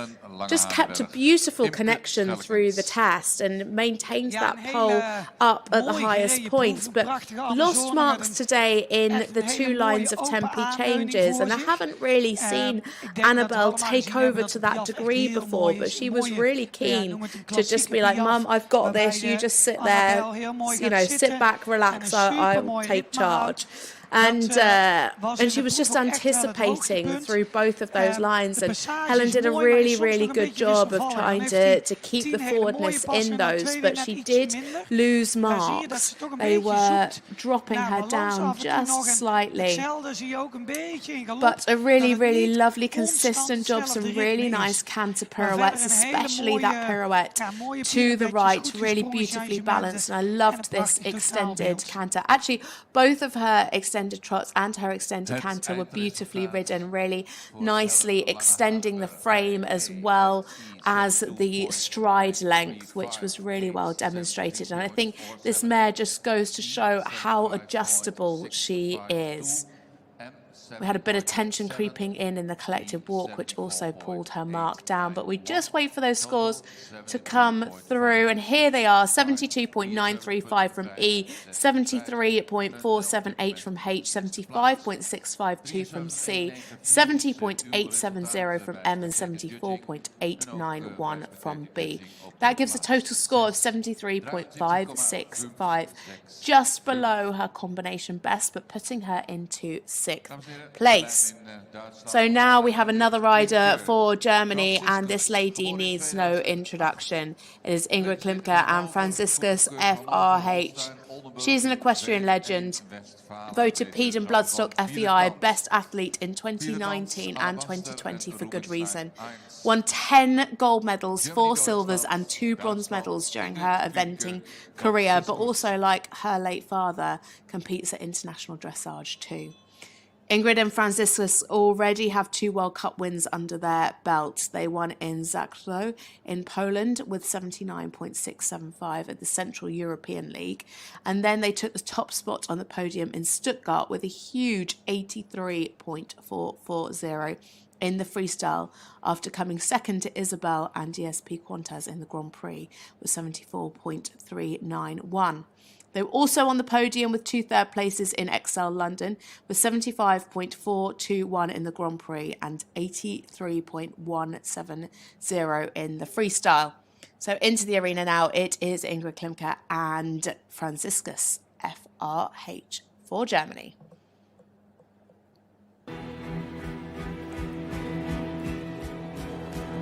Often known for Queen of Square Halts. You watch most of her eventing dressage and she just gets them spot on every time.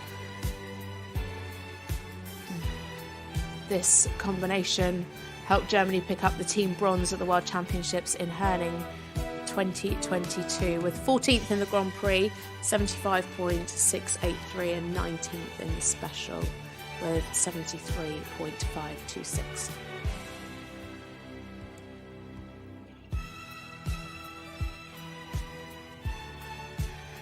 Another breeding stallion. I'd just like to see a little bit more suppleness through the body there in the trot half passes.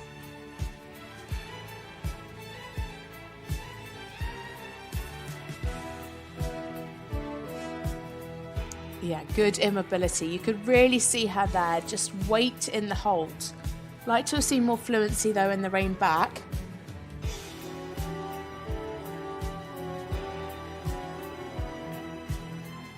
Again, another horse in a beautiful frame.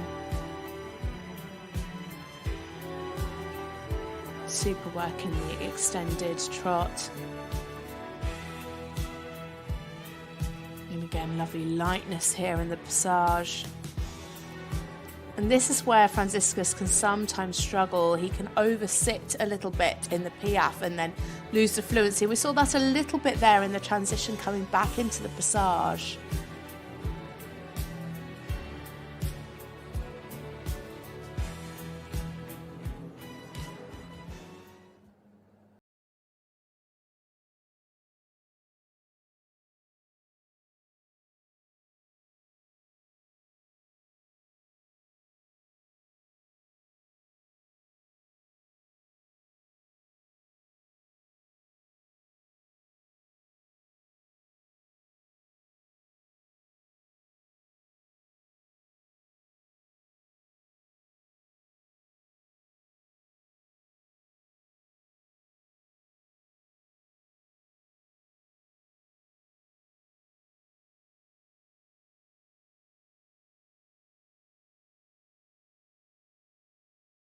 Over the back and get that maximum amount of ground cover.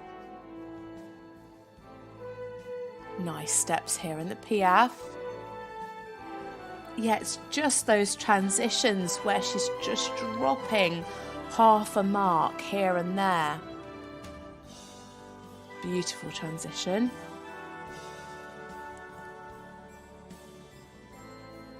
This horse just so uphill.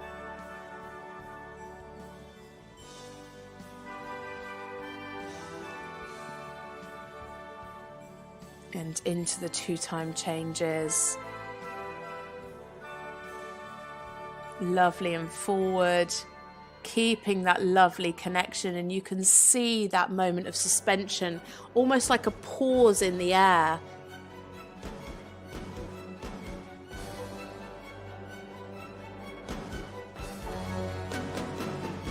And enormous amounts of power there in the extended canter. And beautifully ridden there. I love how she showed a lovely extended canter, but then rebalanced, got him back onto the hind leg, and then asked for the flying change. We've seen a few riders go into the extended canter and then before rebalancing asking for the flying change, and then it tends to just go on the shoulder, or it's not as elegantly ridden. And Ingrid just did a lovely job there of rebalancing, then asking for the change, so she got that lovely uphill frame.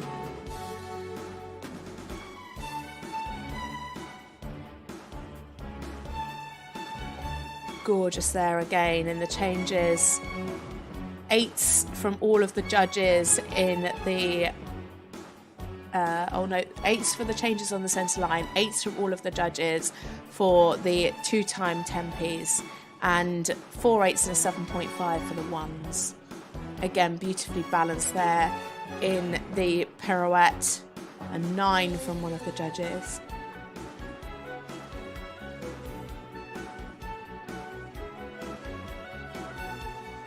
So beautifully centred.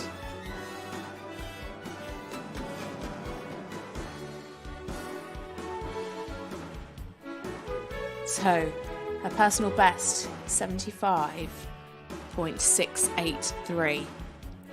She's currently trending on 75.7. Can this be her best test yet?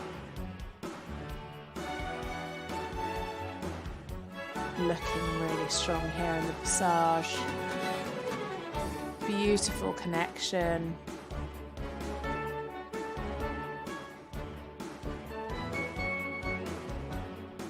Nicely into the piaffe. Again, it's just that transition back out into the passage again.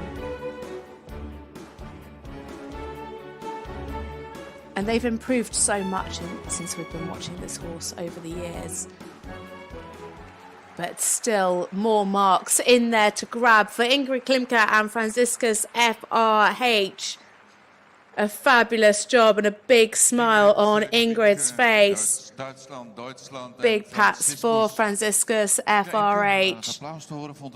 Some really, really spectacular work, some lovely holds. I just love how Ingrid can put the test together. She really thinks about what movement is coming next and really prepares for that. She uses every single step in the arena, every single stride she's riding, she's rebalancing, she's taking that half halt and giving her horse the best possible opportunity to be able to perform at its best underneath her. And you know, like I said before, those transitions, there's still marks there to pick up, but every single time out she just keeps improving, which is lovely. Loved these canter pirouettes, super lines of tempo changes. Ja, een waanzinnig knappe proef.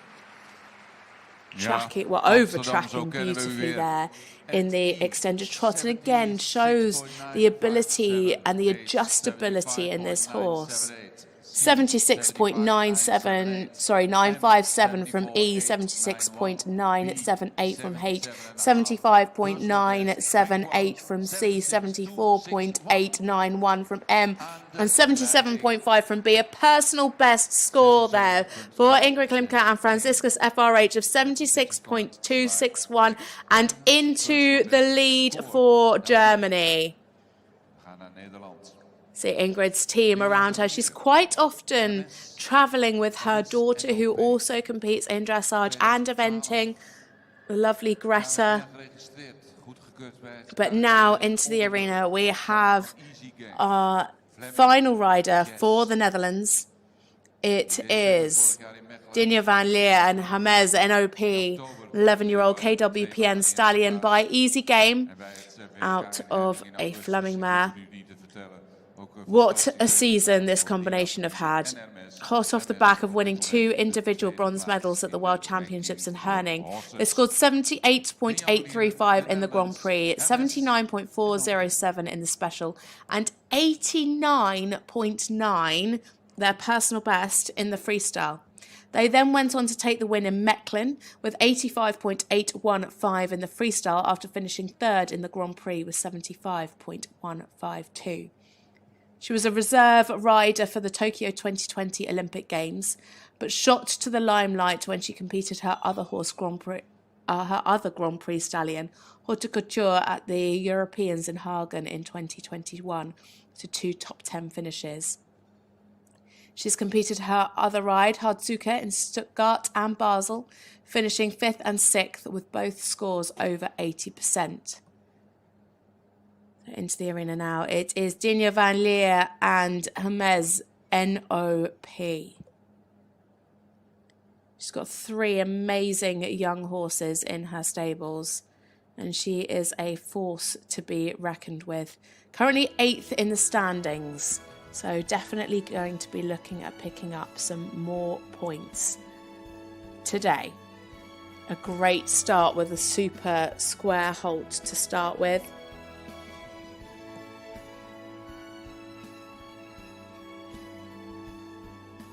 Tracking up again beautifully there, floating across the diagonal in the extended trot. Maybe a little bit on the quick side.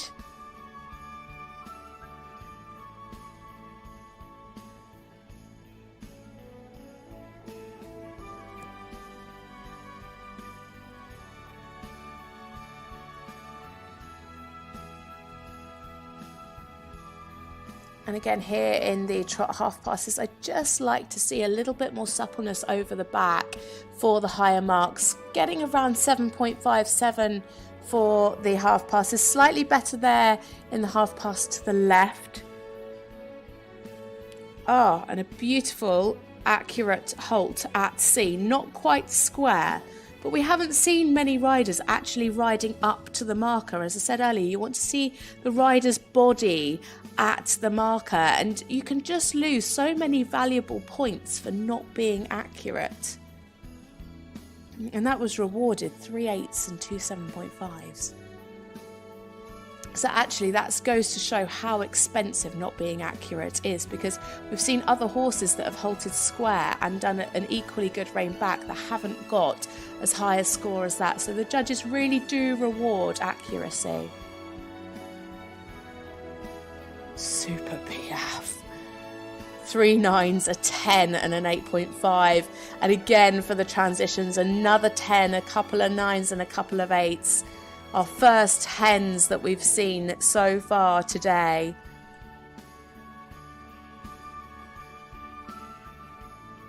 Beautifully relaxed into the extended walk.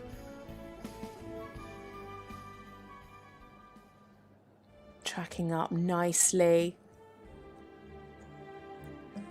This horse just seems to take everything in his stride. So relaxed into every atmosphere, every arena that Dinja takes him into. And I think that's really testament to the partnerships and the harmony. You know, these riders work so hard with these horses and build up such a great rapport with them. And it just goes to show when these horses really let these riders in and allow them to ride them to the maximum every time in the arena, that really is testament to the harmony and the relationship that these horses and riders build.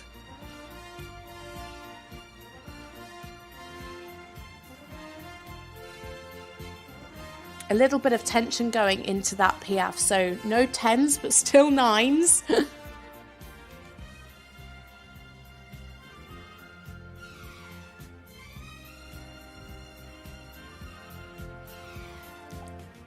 Lovely transition up into the canter. If she can stay on 80%, that would be a personal best.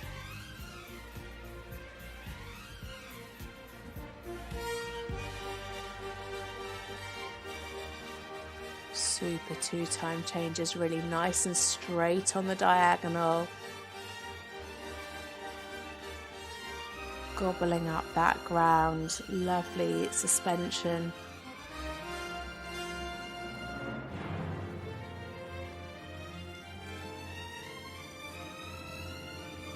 A little bit quick, and you can just see him getting a bit tense there towards the end of the extended canter. Just dropped their score a little bit. Yeah, we can see some 5s, some 6s with that tension creeping in, and a bit of a blip there in the flying changes after the extended canter.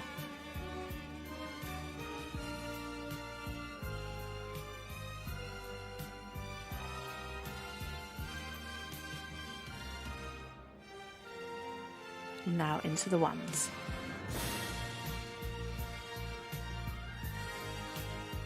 Beautifully ridden.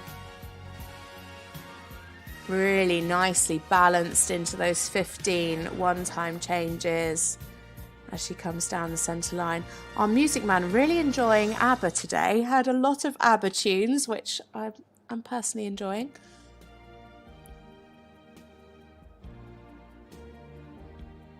Yeah, pretty good there into the pirouette left.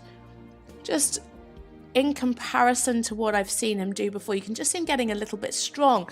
And I've seen a more uphill canter pirouette from this horse. I think he was just getting a little bit strong on that centre line. You can see Dinja really having to half halt through her body to get him back and balanced on the hind leg.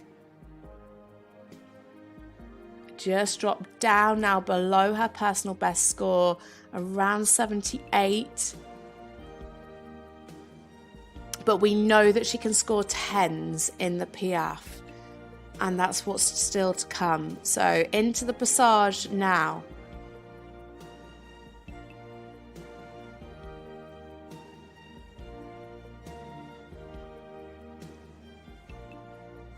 Lovely here. And into the Piaffe.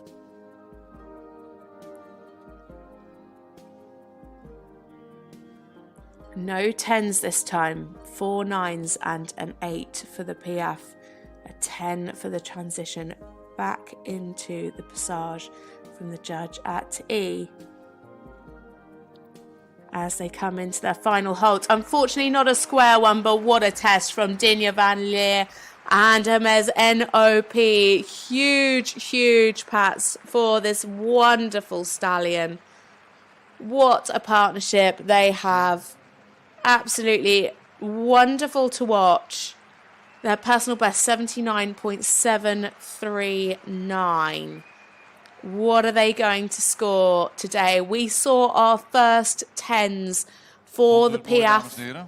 Some beautiful work.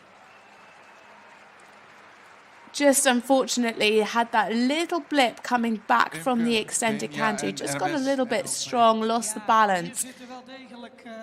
But some wonderful work, as I said, especially in the Piaf passage. 9s and 10s from the judges for those.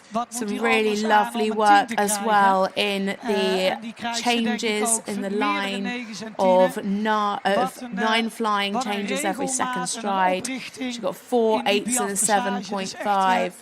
This horse just such a lovely horse in a great connection. Just a couple of times we saw him getting a little bit strong. But this horse just 11 years old. Already a double bronze medalist. Still plenty more in there, and it's just been so lovely to see this horse progressing from his first Grand Prix. You see Edward Galenhouse, Peter Minderhoud there. Hans-Peter was first into the arena this morning. Here's a score, 81.957 from E, 75.761 from H, 77.609 from C, 81.087 from M, and 82.283 from B. A personal best score of 79.739. She said so close to that 80%, but it is a personal best, and it is going into the lead there for Dinja van Liere and Hermes NOP. A wonderful job from Dinja. Patrik Kittel. So now we have our sole representative of Sweden. It is Patrik Kittel and Touchdown, an 11-year-old Swedish warm blood by a quarterback. Another combination from the World Championships. They improved each day, finishing 11th in the Grand Prix with 76.522, 10th in the Special with 75.486, and then danced their way to 7th in the Freestyle with 83.679 with their James Bond medley. They then headed to Lyon World Cup qualifier and finished on the podium in 3rd place in the Grand Prix with 75.261, and in the Freestyle with 84.630. So in the arena now for Sweden, it is Patrik Kittel and Touchdown.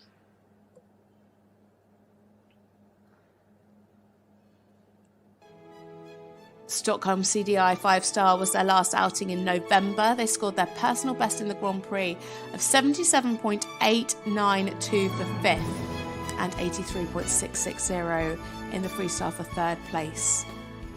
It's also competed in the Budapest World Cup qualifier with Jelani OLD coming 2nd with 77.080 in the freestyle. And a couple of weeks ago in Basel with Forever Young HRH was 6th with 81.220. Sits 7th in the standings at the moment with 46 points.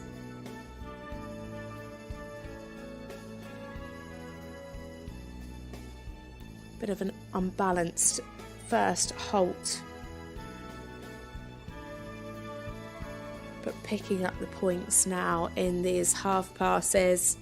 Again, another very expressive. Oh, and just again lost the balance there into that halt as well. And that's a problem when they lose their balance going into the halt. You very rarely get a square halt, and that can then affect either the move off into the next movement or the rein back itself.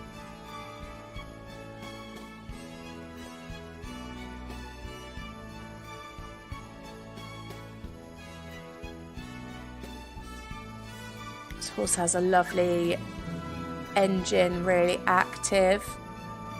Just getting a little bit wide behind there in the Piaffe.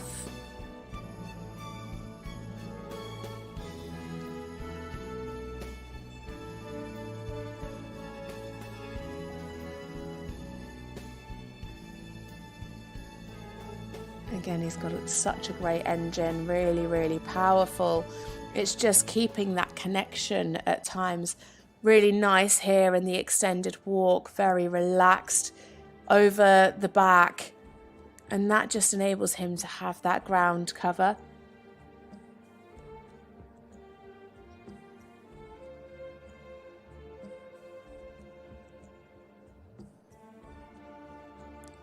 Well-maintained rhythm into the collected walk. Nicely ridden there from Patrik. Oh, just a little blip in the rhythm there in the passage.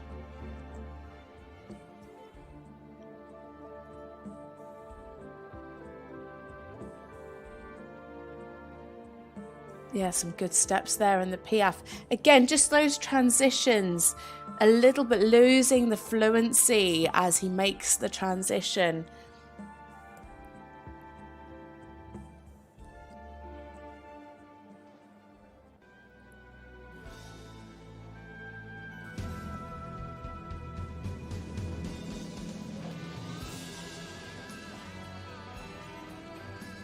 So coming into the 2-time changes now.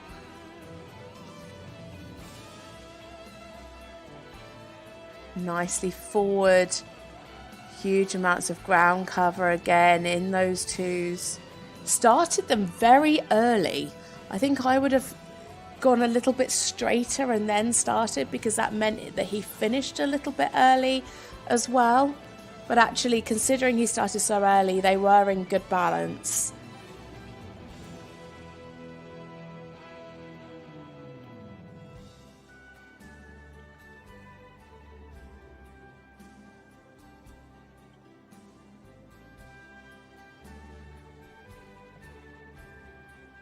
Yeah, fairly nice into the canter zigzag. Would like to see a little bit more self-carriage here. You can just see the weight going onto the shoulder a little bit. You'd like to keep the balance on the hind leg and keep the pole up at the highest point.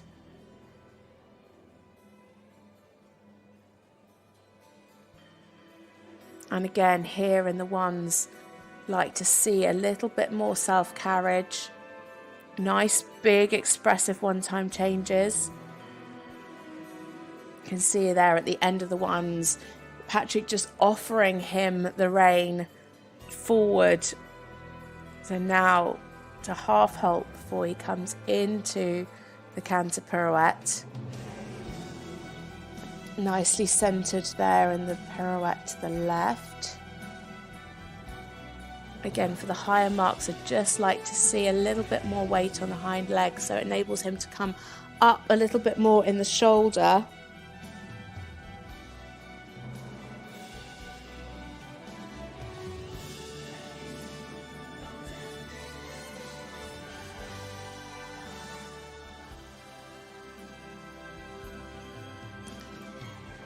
Good there in the extended trot, over tracking nicely.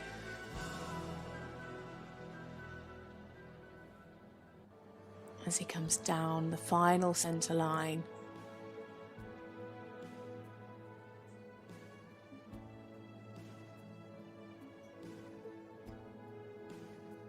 Ooh, just a little bit of a blip there. Oh, that was a shame. But actually recovered really nicely for the Piaffe.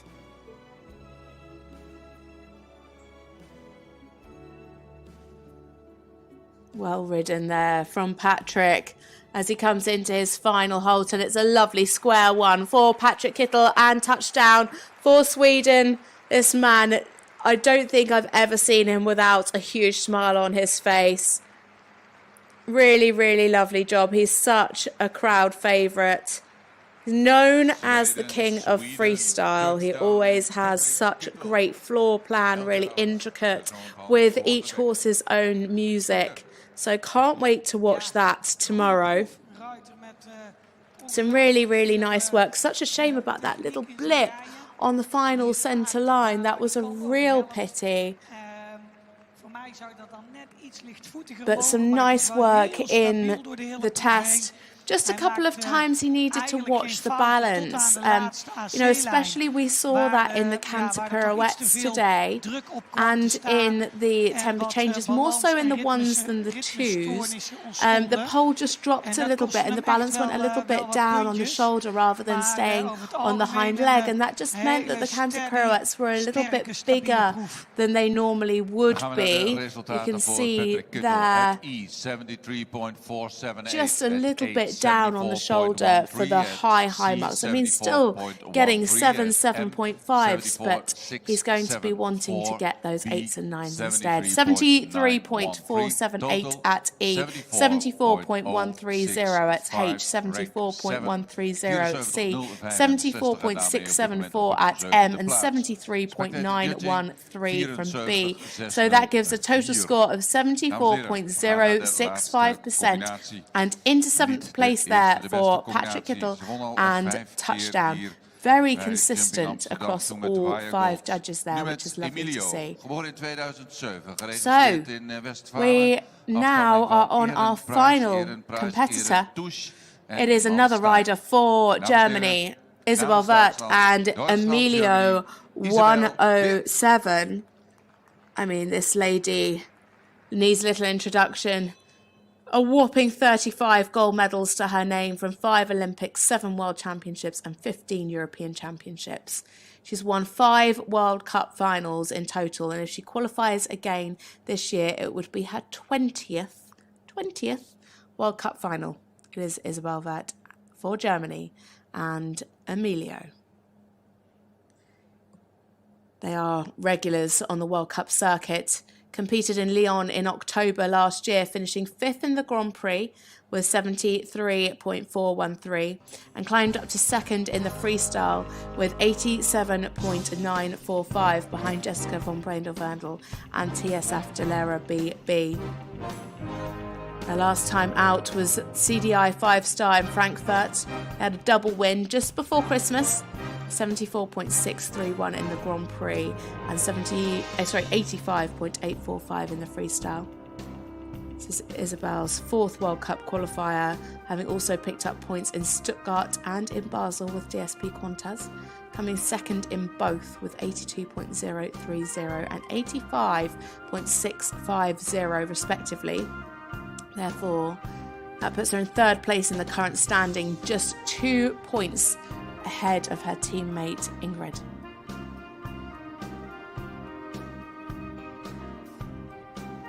And a good start so far. A lovely square halt to begin with.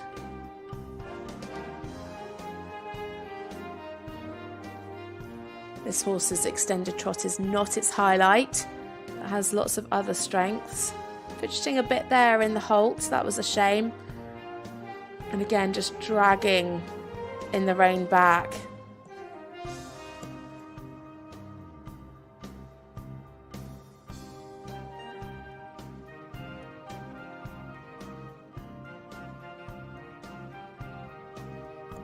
Yeah, you'd just like to see a little bit more behind there in that extended trot.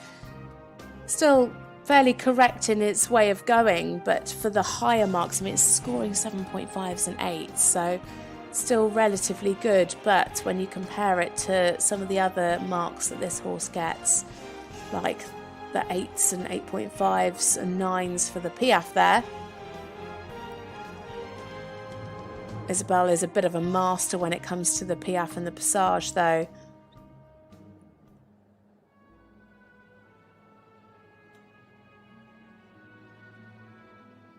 Tracking up in the walk. Fairly good stretch. It just looks like he's holding himself a little bit in the walk and not fully relaxing and letting go on that diagonal line. And especially here in the collected walk, you can see how loose Isabell leaves her rein in the collected walk, and you can already see him thinking about the passage as he comes around the corner.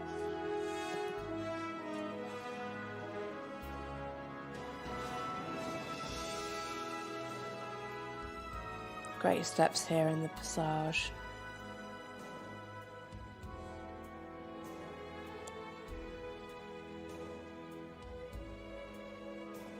Just dropping the pole slightly there and having a little fiddle with the bit.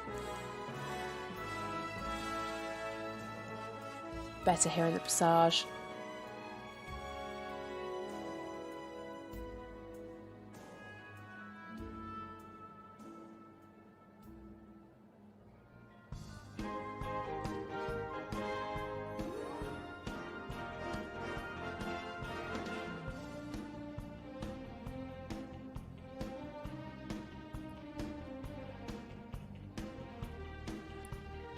Going straight and then into the 2 times. You can see actually as he came round that corner, he had his quarters a little bit to the left.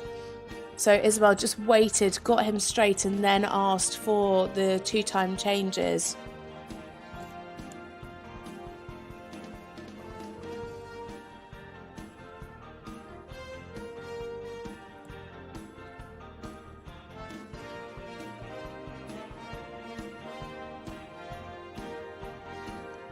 Some nice steps in the extended canter, slightly modest. I feel like she could have gone for that a little bit more, had a little bit more jump in the canter and the extended canter.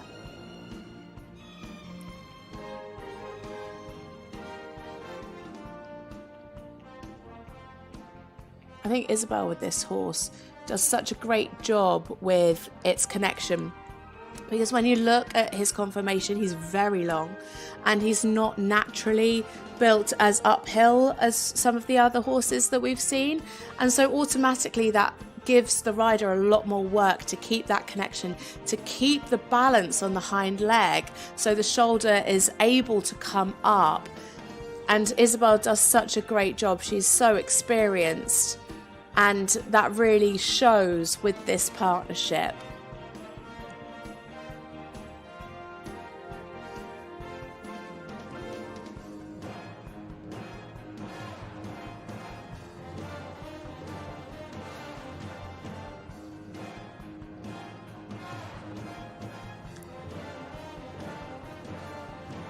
Very, very centred.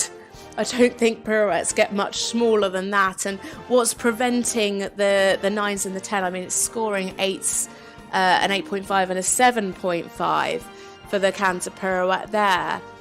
And I think what's preventing it from the really high marks is, as I said just a moment ago, is that real jump into the uphill frame into a nice upward canter and up shoulder. And it's just a little bit flatter than maybe some of the other horses like we've seen with Hermes maybe. The canter pirouette to the right, however, was better. 3 9s and 2 8s there for that canter pirouette. As I said, so much harder when these horses aren't built quite so naturally uphill and are a little bit on the long side. And Isabell just does such a great job connecting him. Sorry, stumbling over my words. And again there you can just see him wanting to drop the pole slightly in the piaffe, and Isabell just saying no, come on, and offering the hand forward and up a little bit to keep him up in that connection. And a lovely halt to finish there. Our final rider of the day, Isabell Werth and Emilio for Germany. And what a test it was. She has won 35 gold medals for good reason on so many horses that she's managed to get to this top level of Grand Prix.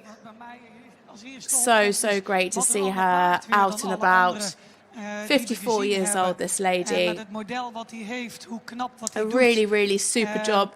Just lost marks today in the Halton Rein back, which was a real shame. Also struggled a little bit in the collected walk, but certainly made up for it, especially in that canter pirouette to the right and the final section there from that last centre line with the lovely passage and piaffe. A fair few nines in there from the judges. Haalt daarmee toch wel een waanzinnig mooie score. Ja, inderdaad een hele really super work in the piaffe passage. So where is she going to end up today? We have in the lead Dinja van Liere and Hermes NOP. They are out in front with 79.739. Ingrid Klimke and Franciscus FRH in second at the moment with their personal best of 76.261. Isabell was trending around 77%, so can she go in between Dinja and Ingrid? She can. She's in second place, 76.196 at E, 78.370 from H, 78.913 from C, 78.478 from M, and 77.826 from B. So you can see there, Isabell in second, 77.957. But it is Dinja van Liere and Hermes NOP for the Netherlands who take the win today in this Grand Prix, 79.739. But it's a 2 and 3 for Germany with Ingrid in third, 76.261. Nanna held on to the lead for a long time, but she's down in fourth. She scored 76.196. Kirsten Brouwer, she was one of the highlights of the day for sure. Shot, I think she beat her personal best by about 3%. So she's in fifth, 75.087. Emmelie Scholtens in Desperado. NOP for the Netherlands. They are in sixth, 74.696. Daniel Bachmann Andersen in seventh, 74.609. And Patrik Kittel in eighth, 74.065. A fantastic lineup we had here today in Amsterdam. But we had 15 finishes, which means that those 15 riders will be going forward to the freestyle tomorrow, which is very exciting. Unfortunately, Andreas Helgstrand and Queen's Park Wendy were eliminated due to the blood rule, so they are out, which means that the 15 that finished can go through to the freestyle tomorrow. So we just set up now for the prize giving, so make sure you stick around for that. Tomorrow, as I said, it is the fantastic Grand Prix freestyle. We start that at around 11:30. I think it's 12:30 Central European time. First horse to go. UK time is 11:30, Central European time 12:30. So make sure you tune in. We will be live on Clip My Horse TV and live on FEI TV. So make sure you subscribe to those so you can catch all of the action tomorrow in this very exciting freestyle class. Next up, leg 9 is Neumünster on the 18th and 19th of February, Gothenburg on the 24th and 25th of February, and then we're back in the Netherlands for 's-Hertogenbosch on the 10th and 11th of March. Of course, everybody wanting to get their place for the finals. They're in Omaha in the USA in April. Of course, we'll be bringing you the action from the finals as well. So we just wait for the arena crew to set up for the prize giving.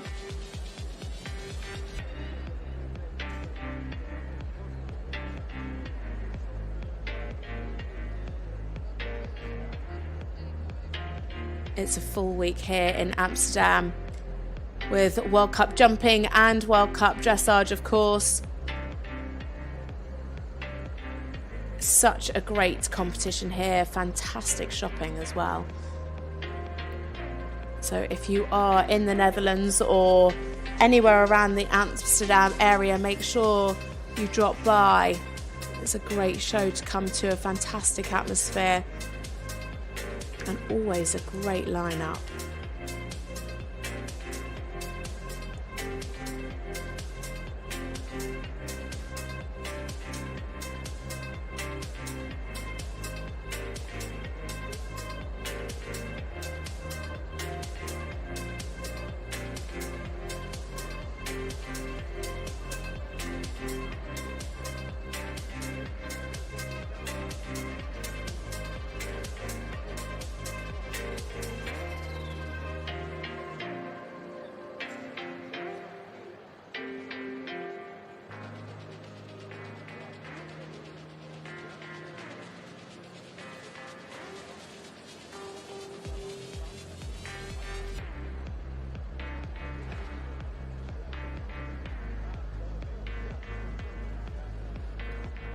The arena team doing a fantastic job of clearing away the arena so promptly, ready for our prize giving.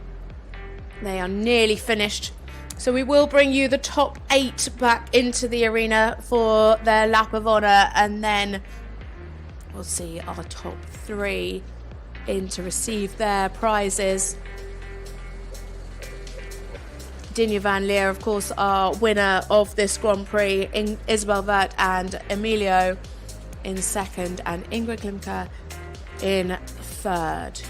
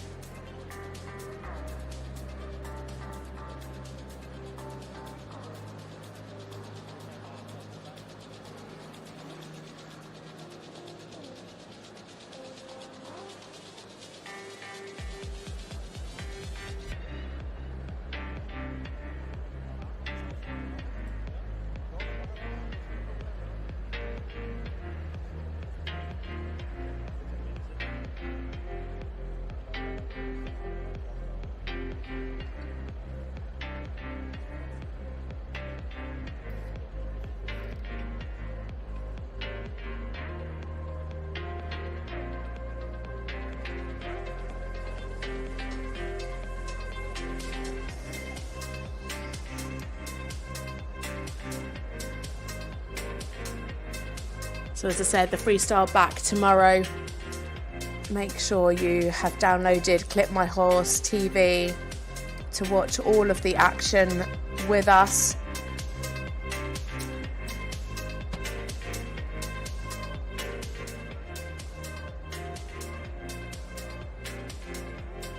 You can also catch all of the other legs.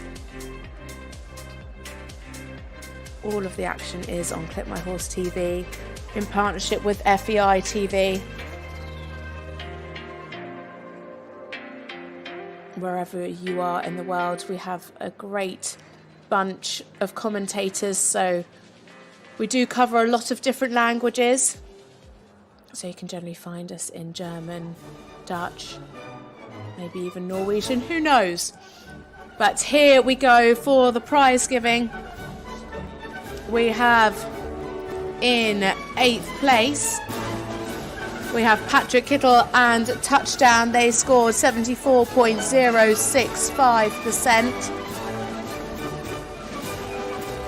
A lovely test from this pair. The king of freestyle. Can't wait to see his freestyle tomorrow. He rode it at the World Championships as a James Bond medley. And then in 7th place, it is Daniel Bachmann Andersen and Zippo MI.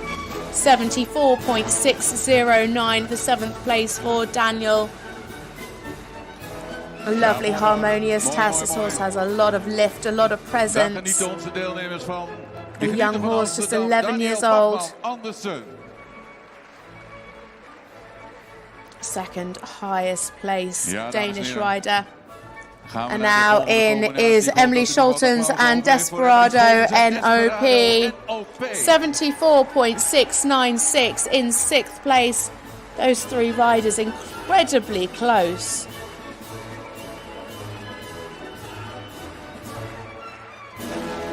.09 between Emmelie Scholtens and Daniel Bachmann Andersen.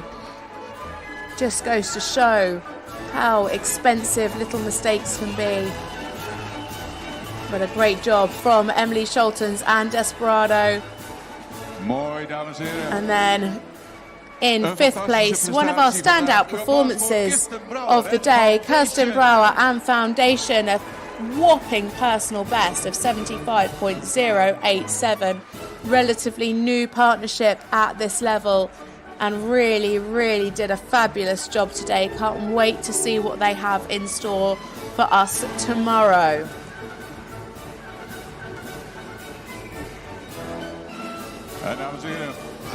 And now into 4th place. It is our highest ranked Danish rider here today, Nanna Skodborg Merrald and Blue Horse Zach. 76.196. They held on to the lead for a very long time, early to go in this class. And then it was part 3 of this Grand Prix, 3 of the riders overtaking her. But a great job, 76.196 for Nanna Skodborg Merrald and Blue Horse Zach. Mooi. De nummers 8 tot en met 4. Dames en heren, we krijgen binnen de nummers 1, 2 en 3. So now we invite the top 3 into the arena. There you can see our winner. It is Dinja van Liere and Hermes NOP, sparkling in pink as she comes into the arena to pick up her prizes. Behind you can see Isabell Werth and Emilio. And then in 3rd is Ingrid Klimke and Franciscus FRH. Both Isabell and Ingrid representing Germany, but it's a win for the Netherlands with Dinja van Liere. FEI Dressage World Cup presented by Vriendenloterij, the FEI Grand Prix. And we invite the winner to step forward. Dames en heren, de winnares Dinja van Liere, Hermes NOP. There we can see Dinja van Liere coming forward, our winner of this Grand Prix here in Amsterdam. Dinja van Liere and the wonderful 11-year-old stallion Hermes NOP, a score, a personal best score of 79.739. So please stand for the national anthem.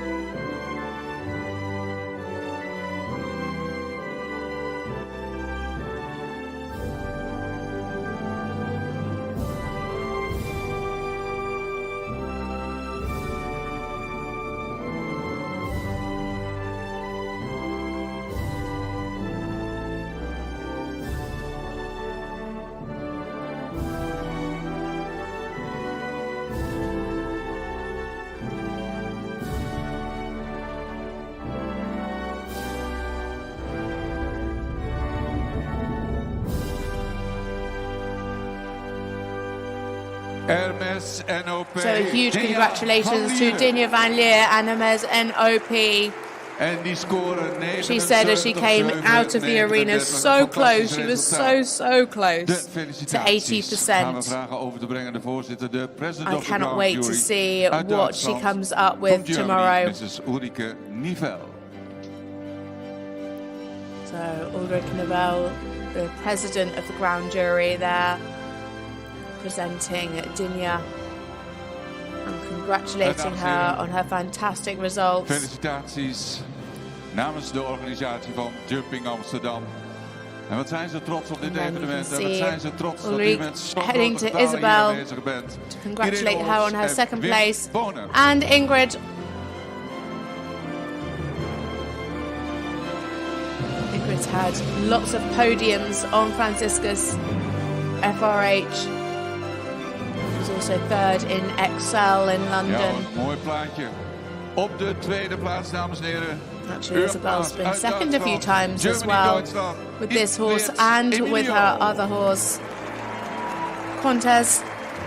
A huge round of applause there for Isabell and Emilio. Their score of 77.957%. Bunch of lovely tulips there. She seems happy with those. And then in third, a big round of applause for Ingrid and Francisca's FRH. 76.261, another personal best for Ingrid. And ladies, lovely to see all three horses so relaxed in the prize giving and enjoying their moment in the limelight. Please turn. So they start now with their lap of honour.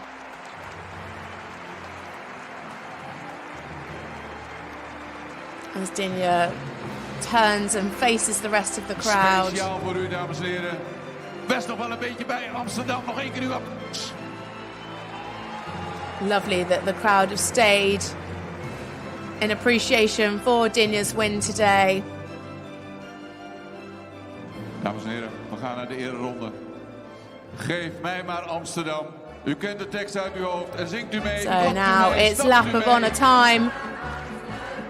Off they go. So thank you so much for tuning in with us today. I really hope you've enjoyed watching along with me, Natasha Baker. It's been an honour and a privilege to be able to commentate on such a wonderful class. Make sure you join us back tomorrow for the freestyle on Clip My Horse TV. We will be in with all of the action starting at 12:30 Central European time. But for now, it's goodbye and congratulations to our winner, Dinja van Liere and Hermes NOP, our second place rider, Isabell Werth and Emilio, and our third place rider, Ingrid Klimke and Francisca's FRH. Ingrid Klimke.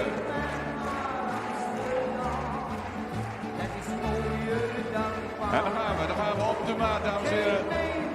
Amsterdam laat je horen voor de nummers 1, 2 en 3.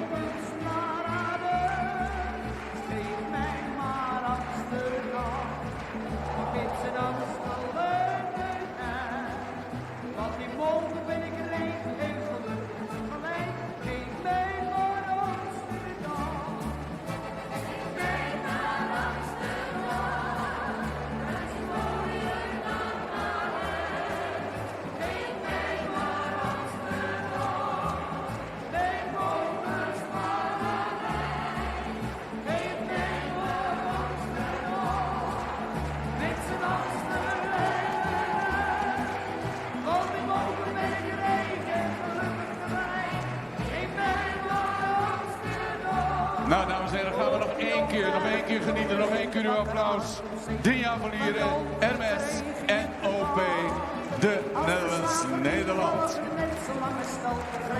En die nooit geen brood meer gemaakt. Van de schrik gingen ze gauw naar beneden. En toen klonk op de Champs-Élysées. Geef mij maar Amsterdam. Dat is mooier dan Parijs. Geef mij maar Amsterdam. De monkens paradijs. Geef mij maar Amsterdam. Met z'n Amsterdam. Ja, dat was het alweer voor vandaag voor de dressuur, dames en heren. We gaan straks naar het springen. Fijn dat u zo enthousiast was, dat u zo enthousiast bent hier in Amsterdam.